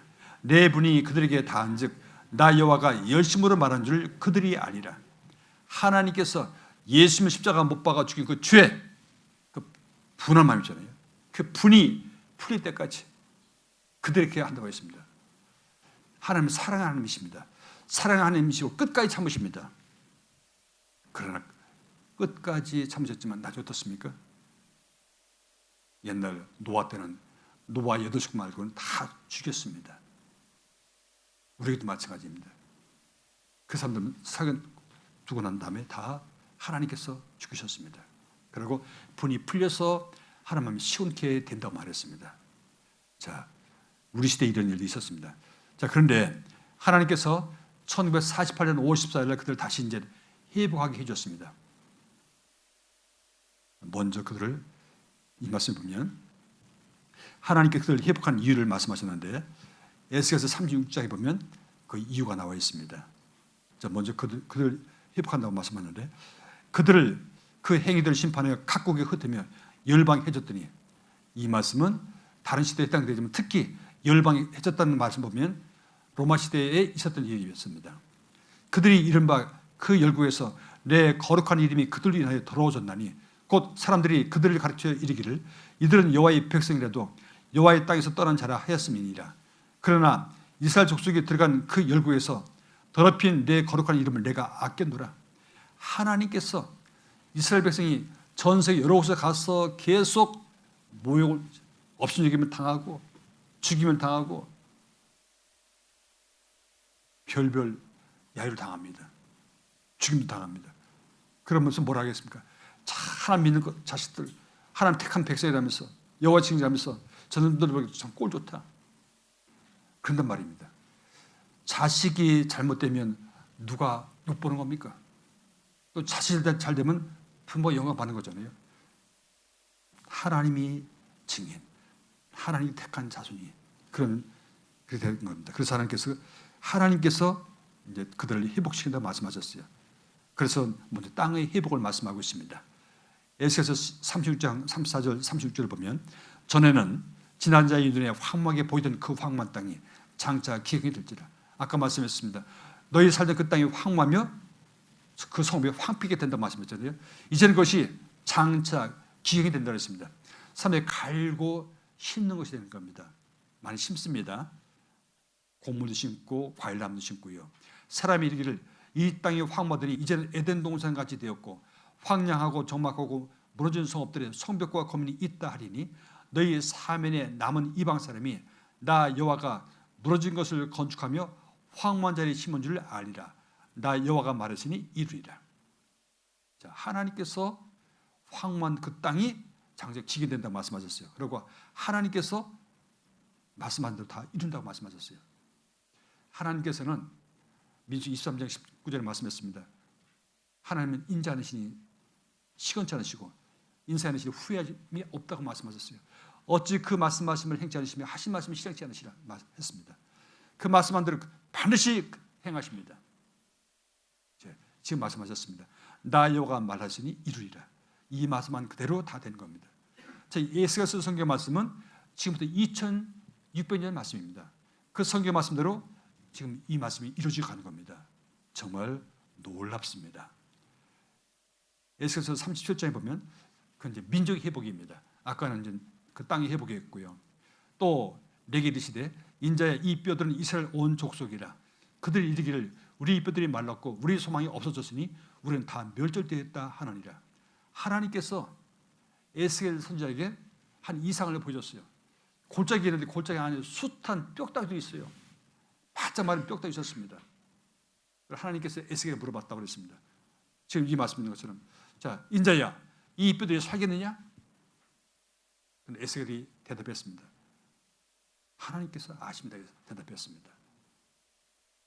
그런데 하나님께서 말씀했다고 했습니다. 자 내가 말하노니 이 뼈들이 살라고 말하고 했습니다. 그런데 먼저 설명해 준 겁니다. 이 뼈가 누구냐면 이스라엘 온 족속이라고 말했어요. 자 12절 그러므로 너는 되나요 그들에게 이르기를 주 여호와의 말씀에 내 백성들아 내가 너희 무덤을 열고 너희를 거기서 나오게 하고 이스라엘 땅으로 돌아가게 하리니. 너희 무덤이라는 말은 실제로 그런 묻혀있는 무덤 말하는 게 아닌 겁니다. 아까 말씀한 것처럼 이스라엘 사람은 어느 곳에 가든지 그들이 사는 곳이 그 셈이 의심난 곳에 달린 것 같다고 말했습니다. 그래서 여차하면 죽임 당하는 겁니다. 거기서 그들 끌어내는 것을 이렇게 표현했습니다. 그래서 이스라엘 땅으로 돌아가게 한다고 했습니다. 내 백성들아 내가 너희 무덤 열고 너희로 거기서 나오게 한즉 너희가 나를 여호와인 줄 알리라. 내가 또 내 신을 너희 속에 두어 너희를 살게 하고 내가 또 너희 고토에 거하게 하리니. 고토라는 얘기는 고향 땅입니다. 옛날 이스라엘 사람들이 살던 땅, 로마 사람에게 멸망당한 그 땅에 돌아가는 겁니다. 세계사에 보면요, 이스라엘 사람들이 그렇게 자기 나라를 건국하고 싶어하니까 여러 나라에서 제의를 했답니다. 우간다 땅을 준다 하기도 하고 만주 땅을 주기도 한다고 여러 땅을 주긴다고 했답니다. 여러 번 그 제의를 했었는데 그들은 다 거절했습니다. 거절하고 이 말씀인 것은 그 고토에 거하게 한다고 했으니까 이 고토를 다른 말로 하면 지금 현재는 아랍 사람들 살고 있습니다. 우리 팔레스타인이라고 하잖아요. 그 사람 살고 있는 그 땅을 달라고 했습니다. 그런데 그 땅을 주기 전까지는 그들은 계속 거절했습니다. 그 땅에 드디어 들어가게 된 겁니다. 자, 근데 거기에서 보면 지금도 이렇게 남아 있습니다. 이제 나무도 없고 풀도 없습니다. 이런 땅이 많이 있습니다. 풀도 보면 앙상하잖아요. 몇 군데밖에 없어요. 그들은 우리 같이 이렇게 더운 여름에 보면 비 한 방울도 없습니다. 그래 오히려 늦가을에서부터 봄까지 비가 옵니다. 이른 비와 늦은 비가 옵니다. 비가 많이 오기도 하고 적게 오기도 합니다. 그리고 여름에는 비가 전혀 없거든요. 그런데 이 마크 트웨인이 이제 여행했는데 갈릴리 호수에서 예루살렘까지 올라가는데 거의 40마일이니까 64km 많은 길을 갔습니다. 먼 길 가는데 이 자리에 보니까 뭐라 했냐면 나무 한 그루를 보지 못하였고 사람 한 명을 보지 못했다고 말했습니다. 얼마큼 그 땅이 황무했다고요?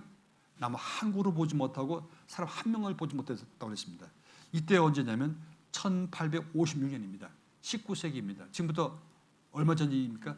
지금 2023년이잖아요. 그러니까 180년 전입니다. 180년에 가보니까 나무 한 그루 없고 사람 한 명도 보지 못했다고 했습니다. 지금 어떻다고요? 완전히 바뀌었습니다. 참 신기한 것은 1948년 독립하자마자 그동안까지는 헐몬산에서요 많은 눈이 쌓여 있거든요. 그 눈에 녹인 물이 거의 이스라엘 땅에 안 왔었습니다. 그 독립하자마자 그 녹은 많은 물이 이제 흘러서요 바니아스 폭포로 지나가고 상부 요르단을 해서 갈릴리 호수로 물이 모여들기 시작했습니다. 좀 논란이 됐습니다. 그때서야 비로소 물이 모여들기 시작했습니다. 그런데 그 물은 이스라엘 사람들은 아주 물을 아낍니다. 아까 말씀한 것처럼 한참 농산물 자랄 때는 비가 안 오기 때문에 그 물을 잘 관리해야 되거든요. 그래서 전 국토를 다 이렇게 파이프로 연결해 갖고 공급해 줍니다. 이렇게 호수 물을 뿌려주죠. 시가 많게 뿌려줍니다. 그때 물을 얼마나 아끼는지 모릅니다. 물을 참 예쁘게 쓰잖아요. 제가 호주를 갔다 온 적이 있는데 호주 사람들은 유학생들이 방을 빌려달라고 하잖아요. 한국 사람이라면 잘 안 빌리려 한답니다. 왜? 한국 사람 물을 막 어떻게 써요? 물수도 타잖아요. 물을 막 쓰잖아요. 한국 사람 물을 참 아껴 쓰지 않습니다. 유럽 가봐도 마찬가지입니다. 유럽 사람도 물 그렇게 많이 안 씁니다. 샤워 우리 아침 저녁 하잖아요. 그때는 그렇게 안 합니다. 며칠만 한 번씩 합니다. 심지어 머리도 잘 안 감아요. 그러니까 향수를 많이 뿌리는 겁니다. 냄새를 커버하기 위해 갖고요. 물을 많이 씁니다. 물을 얼마나 예쁘게 쓰는지 모릅니다. 그래서 물 한 방울도 그렇게 아낍니다. 자 보면 여기는 저기 시나이 반도였거든요. 지금 이집트 지역이죠. 거기에서 이스라엘 땅을 오다 보면 가자 지구 들어오면 바로 이 위에서 인공수로 찍은 사진입니다. 완전 우리가 봐도 알잖아요. 이건 파랗습니다. 나무도 있고 풀도 있고. 근데 이 지역은 아직도 사막 지역입니다. 완전 지금도 위에서 봐도 구별됩니다. 잠깐 보겠습니다.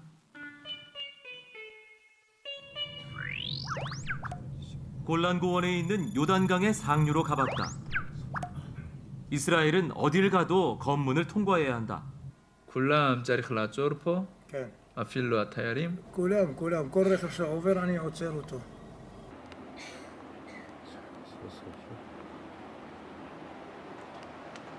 이 계단을 내려가면 이스라엘에서는 보기 힘든 모습이 펼쳐진다.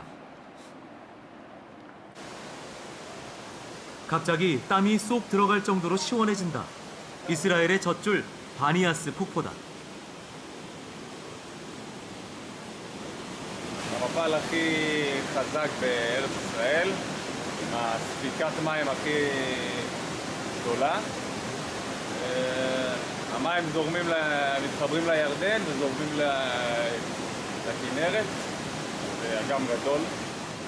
A word about tomorrow before we drown in sorrow. 바니아스 폭포에서 물길을 따라 갈릴리 호수로 Can 갔다. no longer hide the pounding of my poor heart inside. 다음 날 골란고원 위로 해가 떠 호수에 비친다. عن بكرة بالمنصير 고대 히브리어에는 호수라는 말이 없었다. أنا بخاف 물이 고여 있던 곳은 바다라고 했기에 지금도 갈릴리 바다라고 많이 부른다. 여의도 면적의 약 58배나 되는 큰 호수로 이스라엘에서 제일 중요한 식수 공급원이다. Someone to take the blame. I guess I'm 이 갈릴리 바다라고 하는 그 이유가 또 있습니다. 호수인데 이 호수 때때로 파도가 칩니다. 풍랑입니다. 보통 호수는 그렇게 없잖아요. 평평합니다만 거기는 파도가 칩니다. 예수께서 그 호수에서 배를 타고 갔을 때 파도에 치는 바람에 배가 뒤집을 뻔했습니다. 그렇기 때문에 그걸 바다라고 말하기도 합니다. 그런데 하나님께서 이렇게 이스라엘이 회복되는 것을 우리에게 미리 경고를 말씀하셨습니다. 이스라엘이 회복할 때가 바로 전 세계 끝장날 때 가깝다고 말씀하셨어요. 이사야서 10장에도 보면 이스라엘이여 네 백성이 바다에 모래가 들지라도 남은 자만 돌아오리니 많은 사람이 죽임당했습니다. 살아남은 자만 돌아온다 그랬습니다. 그런데 돌아온데 뭐라 했냐면 넘치는 공의로 회밀이 작정되었습니다. 회밀이라는 얘기는 이 유리컵을 어떻게 잘못해서 땅에 떨어뜨려 깨뜨렸습니다. 유리 조각이 많이 떨어졌겠죠. 회밀은 쫓아가서 그 유리를 완전히 가루로 부숴버리는 겁니다. 그건 회밀이라고 말합니다. 그래서 전 세계에 흩어진 유대인들을 어떻게 합니까? 돌아오게 합니다. 돌아온다는 얘기는 전 세계에 있는 유대인이 다 돌아오고 난 다음에 나머지 있는 사람들을 다 멸망시킨다고 하겠습니다. 이 보면 이미 작정되었은즉 주 만군의 여호와께서 온 세계 중에 끝까지 행하시리라. 저는 우리가 이런 경험을 많이 들었습니다. 월남 가면요, 월남은 참 베트남은 좀 특이한 지역입니다. 이 땅을 파잖아요. 땅을 파면 한번 땅을 파면 공기에 딱 접하게 되면 단단히 굳어버립니다. 좁은 그 굴을 잘 팔 수 있습니다. 그래서 먼 길까지 팔 수 있습니다. 우리 그렇게 안 되잖아요. 이 굴을 파도 잘 무너지지도 않는데 그건 안 그렇습니다. 그런데 묘한 것은 이 굴을 파서 어느 곳에 있는지 통을 알 수가 없는 겁니다. 그래서 여러 곳에 숨어 있어서 갑자기 뛰쳐나오는 겁니다. 미군이 앞에 전진하고 싶어도 어느 곳에 숨은지 알 수가 없어요. 만 포격에 가서 이제 없는 것 같았는데 또 가다 보면 또 나타나거든요. 그럴 때는 그걸 어떻게 합니까? 이제 작전 시간이 지체되면 안 되기 때문에 다 병력 다 후퇴시키고 그게 도무지 나갈 수 없으면 화력을 집중해서 집중 폭탄 쏘잖아요. 그래서 우리는 융단 폭격한다고 합니다. 융단 폭격합니다. 그러면 어떻게 됩니까? 다 없어지죠. 그때 했던 것 중에 하나가 고엽제도 그때 살포 있었습니다. 그래서 융단 포격하고 난 다음에 아무것도 없잖아요. 그 나가는 겁니다. 마치 그와 같다는 얘기입니다. 이스라엘이 전 세계에 남아 있으면 하나님께서 마지막 끝내지 못합니다. 그들 자꾸 돌아오게 만드는 겁니다. 지금 참 놀랍습니다. 지금 계속 돌아오고 있거든요. 누가복음 21장 24절 보면 저희가 칼날에 죽임을 당하며 모든 이방에 사로잡혀 가겠고 예루살렘은 이방의 때가 차기까지 이방인들에게 밟히리라. 예루살렘은 이스라엘 사람들이 아주 중요하게 여기는 성지입니다. 아주 유일한 성지거든요. 아브라함이 그 독자 이삭을 바쳤다는 그 모래산이 있는 곳이 바로 예루살렘 안에 있었거든요. 그런데 이것을 회교도도 마찬가지입니다. 그러니까 아주 중요한 성지 중 세 성지 중 한 곳을 예루살렘이거든요. 그런데 지금 제3차 중동전쟁 때 예루살렘은 탈환했지만 아직까지도 그 중심에는 성전에는 이스라엘 사람들 못 들어갑니다. 이스라엘 사람들은 밖에서만 우리 경호해 줍니다. 그 안에는 회교 사람들만 가서 회교 성전에서 그런 경배하고 그래야 합니다. 가장 중요한 예루살렘이 아직까지도 이방에 밟히고 있습니다. 예루살렘은 참 놀랍게도 우리가 탈환했지만 그 가장 중요한 곳은 아직도 남아 있습니다. 그런데 이것이 곧 그것도 놀라운 방법으로 이스라엘이 넘기게 될 때가 곧 옵니다. 그럴 준비 거의 다 되고 있습니다. 그때까지 된다고 했습니다. 그래서 이방인 때가 차게 되면 이 세대 다 끝나게 되는 겁니다. 은혜 시대가 끝나게 되는 겁니다. 더 이상 하나님 말씀이 증거되지 않습니다. 이런 성경 강의도 더 이상 없습니다. 그냥 다 끝나게 되는 겁니다. 그래서 이방 시대 지금 가장 마지막 중에 마지막이 지금 서 있는 겁니다. 자, 이사야서 6장 보면 전 세계 흩어진 유대인들이 도하는 방법을 미리 성경에 말씀했어요. 저 구름같이 비둘기가 그 보금자리로 날아오는 것 같이 날아온 자들이 누구냐? 비둘기가 그런 성경이 있잖아요. 비둘기가 멀리 날려보냈지만 반드시 날려보낸 사람한테 다시 돌아오잖아요. 참 비둘기는 특이합니다. 그래서 옛날에는 비둘기 다리에다가 서신을 매달아서 날려보냈죠. 날려보내면 그 서신 받은 사람이 서신 써서 다시 매달아 보내줍니다. 비둘기가 지금의 우체문으로 됐거든요. 바로 그거 같습니다. 뭐라고 하냐면 이스라엘 사람들이 돌아오는데 저 구름같이, 자 비행기가 어떻게 옵니까? 구름이 오잖아요. 비둘기가 그 보금자리로 날아오는 것 같이 날아온 자들이 누구냐?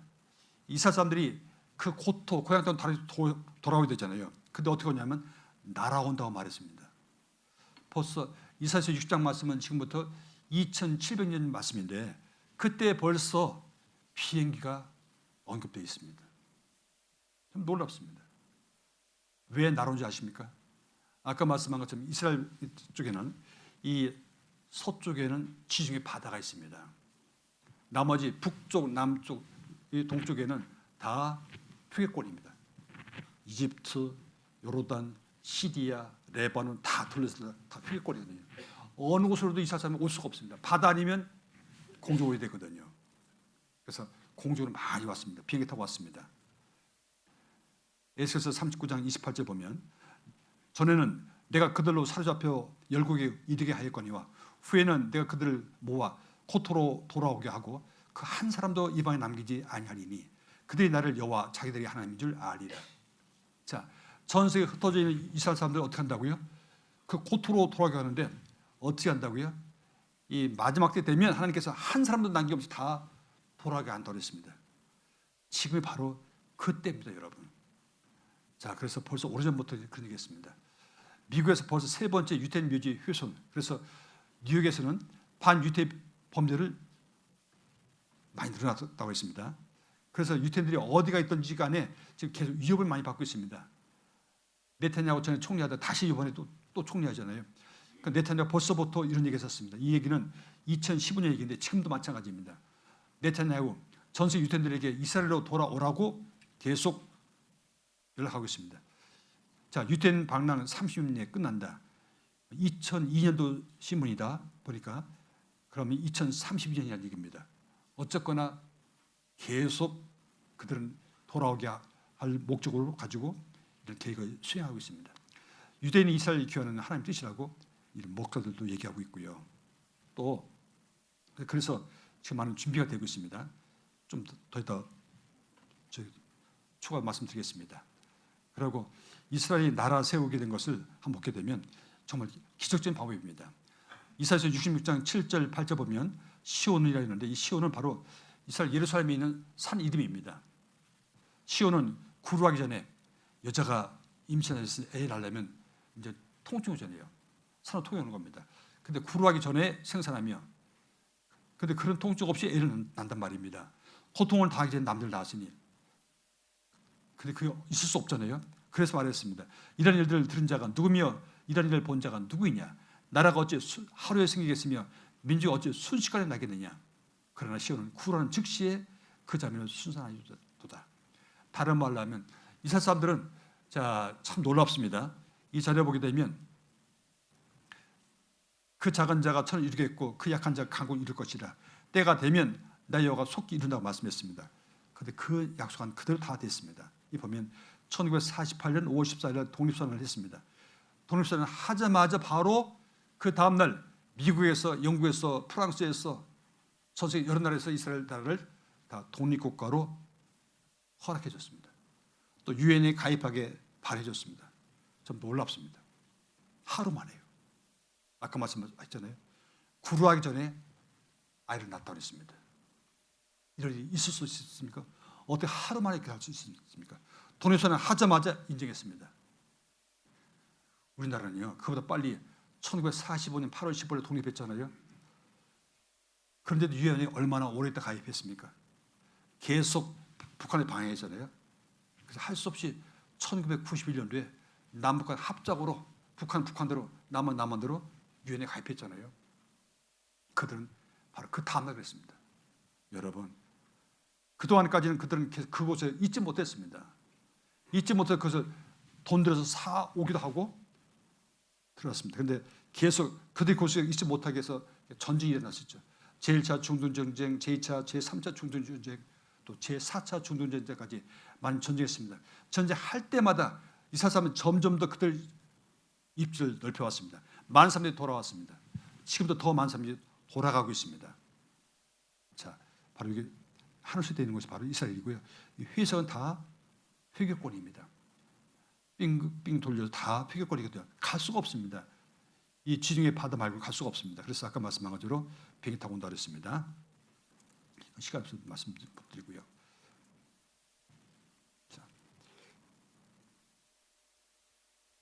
자, 이사야서 60장 4절 5절 말씀 보겠습니다. 그들이 돌아올 때 그냥 오는 것이 아니었습니다. 네 눈을 들어 사면을 동서남북을 보라. 무리가 다 모여 네 길로 오느니라. 네 아들들은 원방에서 오겠고 네 딸들은 안겨 올 것이라. 그때 네가 보고 희석을 바라며 네 마음이 놀라고 또 화창하리니 이는 바다의 풍부가 네 길로 돌아오며 열방의 재물이 네 길로 옵니다.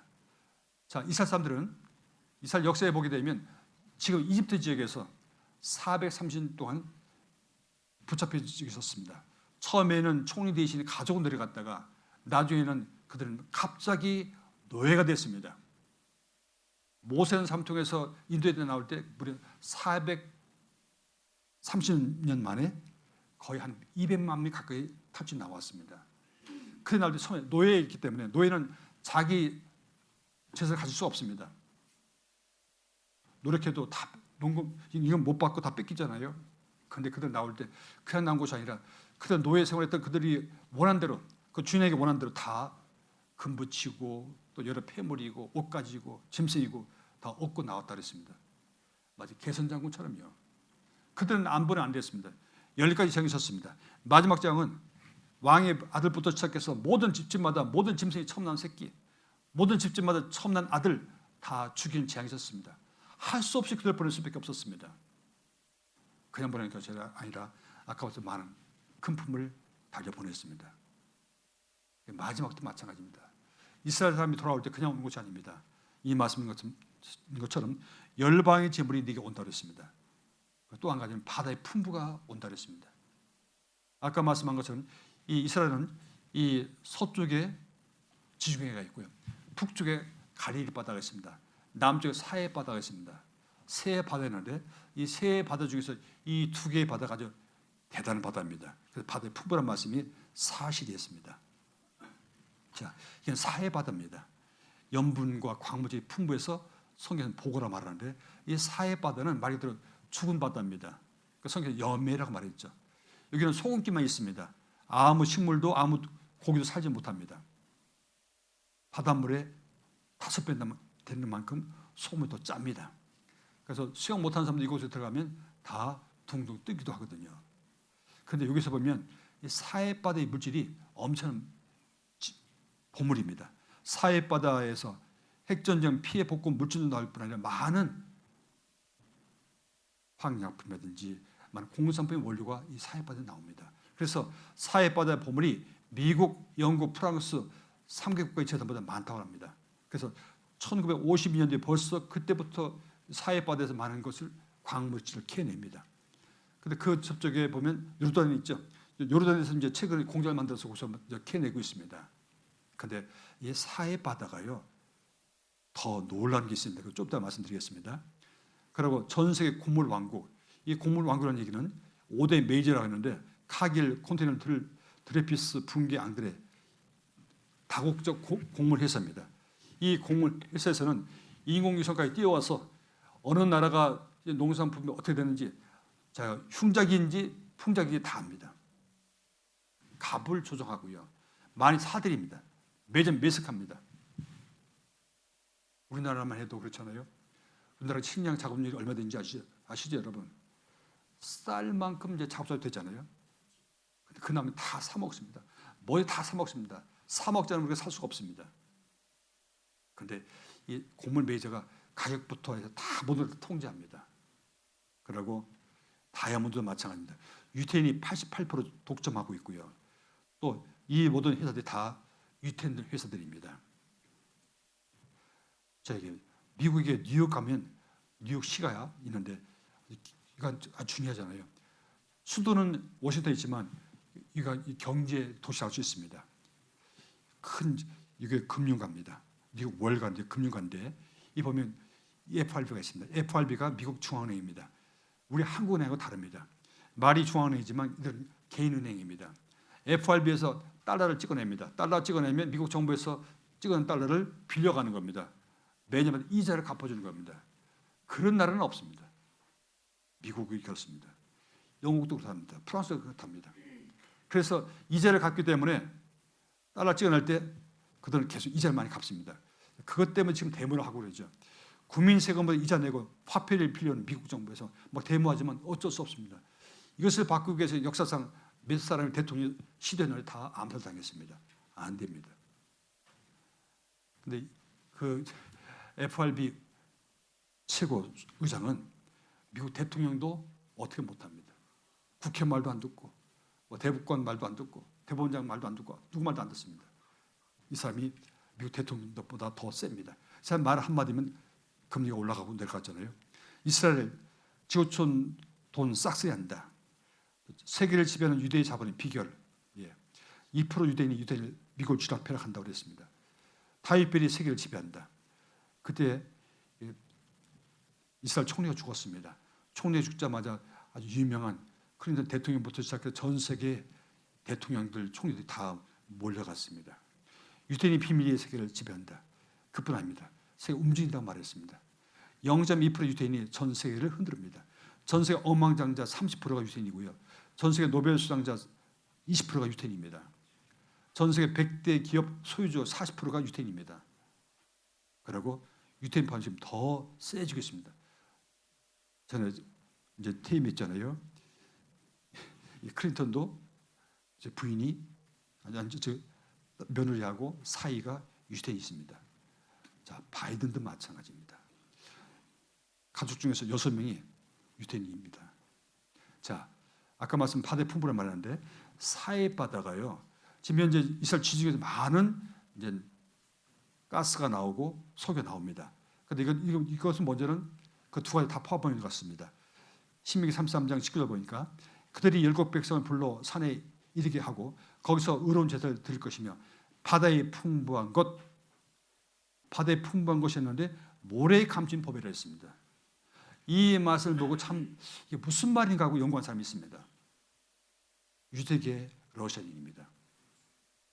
그 사람이 연구해서 이것이 이쪽에 무엇이겠구나 해서 와서 이제 그걸 탐구했습니다. 탐구하다 보니까 신명기 33장 24절에 그런 말씀이 있거든요. 자, 그 발이 기름에 잠길지로다.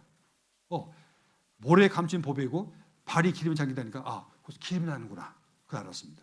그래서 그걸 채취해봤습니다. 성경을 믿고 속이 수치에 나섰는데 어떻다고요? 자, 오일과 가스가 엄청 많이 나온다고 했습니다. 얼마나 많이 나오냐면요. 여기서 나온 가스만 하더라도 석유만 하더라도 단숨에 사우디보다 더 많이 나옵니다. 그래서 이게 또 엄청난 큰 축복을 받았습니다. 사우디가 세계 두 번째 하나인데 지금 또 다른 내용도 있습니다. 이스라엘 100년간 쓸 가스도 개발했습니다. 지금 이제 이 유럽에서는 그동안은 러시아에서 가스를 공급받았거든요. 석유를 공급받았거든요. 근데 이 우크라이나 전쟁이 일어났잖아요. 그러다 보니까 이제 그 가스를 차단시켰습니다. 차단시키다 보니까 유럽에서 작년 겨울 크게 고통 겪었잖아요. 그리고 어떻게 한다고요? 그 자리를 이스라엘로 그 자리를 대체한다고 했습니다. 그래서 이스라엘에서 계속 지금 대관 작업하고 있습니다. 공사하고 있습니다. 유럽이 이스라엘을 국방, 에너지, 식량, 안보 등 주요 분야의 동맹으로 보고 있다. 옛날에 그렇게 안 했습니다. 회교권 때문에 그렇게 못했는데 지금은 안 그렇습니다. 왜? 제일 중요한 것은 가스 때문에, 석유 때문에 그렇습니다. 근데 더 중요한 것은 책에 나온 자료입니다. 바로 사해바다. 아까 말씀한 건 1950년부터 해서 공장 만들어서 많은 광물질 채취한다고 그랬습니다. 핵전쟁 복구 물질 도서 나온다고 했습니다. 근데 여기서 아까 말씀한 지중해에서 나온 가스, 석유보다도 훨씬 많은 양이 사해바다에 묻혀 있답니다. 그런 자료가 나와 있습니다. 그래서 바다의 풍부가 내려온다는 말씀이 사실입니다. 그래서 지금 많은 사람들이 내려가고 있습니다. 이후 천연가스 한시름 더나 러시아 위협 속에서 이스라엘과 공급 계약을 하고 있습니다. 예, 그렇습니다. 그래서 곧 공급될 겁니다. 세계 100대 IT 사업의 75%가 이스라엘의 R&D 센터를 두고 있다. 자, 그리고 또 중요한 것이 있는데 스가랴서 14장 8절 보니까 그 날에 생수가 예루살렘에서 솟아나서 절반은 동해로 절반은 서해로 흐를 것이라. 여름에도 겨울에도 그러하리라. 자, 이건 어느 때냐면 마지막 때입니다. 예루살렘에서 생수가 솟아난다고 하는데 이상한 징조가 나왔습니다. 그 내용 한번 잠깐 보겠습니다. 자, 이게 바로 서쪽인데요. 여기서 나온다 그랬습니다. 예루살렘 통곡의 벽에 며칠 전부터 40cm 길이의 물 얼룩이 나타났습니다. 일부 유대교 신자들은 메시아의 재림과 구원이 다가오고 있다는 증거라고 믿고 있습니다. יש בחזון הנביא זכריה, שם נאמר והיה ביום ההוא יצאו מים חיים ירושלים, ורואים כסימן לגאולה, כסימן לאותו רגע שבו לא יישא גוי אל גוי חרב, ולא ילמדו עוד מלחמה. 로마군이 파괴한 성전의 잔해인 이 통곡의 벽은 로마군의 유대인 학살을 지켜보며 눈물을 흘렸다고 유대인들은 믿고 있습니다. 자, 아까 말한 것처럼 전쟁이 없고 사자와 소가 풀을 뜯어먹고 어린 양과 일에 같이 질 때가 있습니다. 그것이 바로 예수님이 재림한 후거든요. 그때가 좀 가깝다는 뜻이랍니다. 아까 말씀한 것처럼 이스라엘 통곡의 벽에서 그런 물이 지금 보이기 시작했답니다. 그 물이 이제 앞으로 여러 곳에 퍼져됩니다. 또 이번에 우크라이나 전쟁 때문에 제가 알고 있는 중요한 사실이 있습니다. 그동안에 보면 우크라이나에 우리가 많은 선교를 많이 나갔었습니다. 많은 분들이 우크라이나에 구원받은 사람이 있습니다. 제 교회도 여러 군데 있고요. 그런데 러시아가 갑자기 쳐들어오는 바람에 큰 문제 생겼잖아요. 그동안에 이스라엘에서는 유대인을 자기 고국에 돌아올 때 선별적으로 불러들였답니다. 기독교 믿는 사람들, 예수 믿는 사람들 안 불러들였답니다. 그런데 이때는 이제 그런 것을 어떻게 구별할 겨를이 없었답니다. 갑자기 전쟁 때문에 유대인들이 참 위험하게 생겼잖아요. 유대인들이 이민 신청을 많이 하다 보니까 할 수 없었답니다. 너무너무 신청자 몰리니까 일일이 다 그것을 구별할 수 없었답니다. 다 무더기도 다 받아들였었던 겁니다. 자, 바로 그것을 이제 무더기 다 받아들였기 때문에 이제 다른 나라에서도 마찬가지입니다. 다 이제는 그동안은 예수 믿는 사람들 받아들이지 않았는데 그들까지 다 돌아오게 됐습니다. 러시아와 우크라이나 전쟁 때문에 그 길이 새로 열렸습니다. 그 전쟁은 오래 안 가겠죠. 그러나 그 전쟁에 보면 러시아가 결국은 이스라엘을 침공한다고 나오는데 그 내용도 보게 되면 마지막 별로 얼마 남은 것은 확실한 것 같습니다. 러시아 분명히 문제를 만들 겁니다. 지금은 아닐 겁니다. 그러나 곧 될 겁니다. 내일은 그 나머지 말씀 좀 드리겠습니다. 같이 기도 마치겠습니다. 거룩하시고 자비로우신 하늘에 계신 우리 아버지 하나님, 이제 오늘은 저희는 이스라엘 사람을 통해서 하나님 증인인 이스라엘 사람을 통해서 또 여러 가지 말씀이 어떻게 진행되어 왔는지 확인해 보았습니다. 참으로 우리 시대는 주님이 말씀하신 가장 마지막 때입니다. 이스라엘 사람들이 그 이스라엘 땅으로 돌아가서 나라를 세우고 강력한 나라가 되어가고 있습니다. 또 성경에서 말씀하는 가장 마지막 때에 친구들도 또한 보고 있습니다. 유대인이 다 돌아갈 때 또 주님께 재림한다고 말씀하셨습니다. 이번에 말씀드린 영뿐 아니라 정말 아직 구원받지 못한 많은 분들 계십니다. 그들에게 우리에게 은혜의 시간을 허락해 주심으로 그들 모두가 하나님 말씀 배우고 또 주님이 귀한 자들이 되어서 장차 영원한 천국에 같이 갈 수 있도록 해 주시옵소서. 남은 시간 말씀 잘 듣게 해주시고 이제 오늘 말씀 마치고 각 가정에 돌아갈 때도 우리 발걸음 또한 지켜주시옵소서. 또 내일도 무사하게 또 평온하게 이곳에 참석할 수 있도록 해주시옵소서. 돌아온 발걸음도 함께해 주길 바라며 저희를 사랑하시는 예수님 이름으로 기도 올렸습니다. 아멘.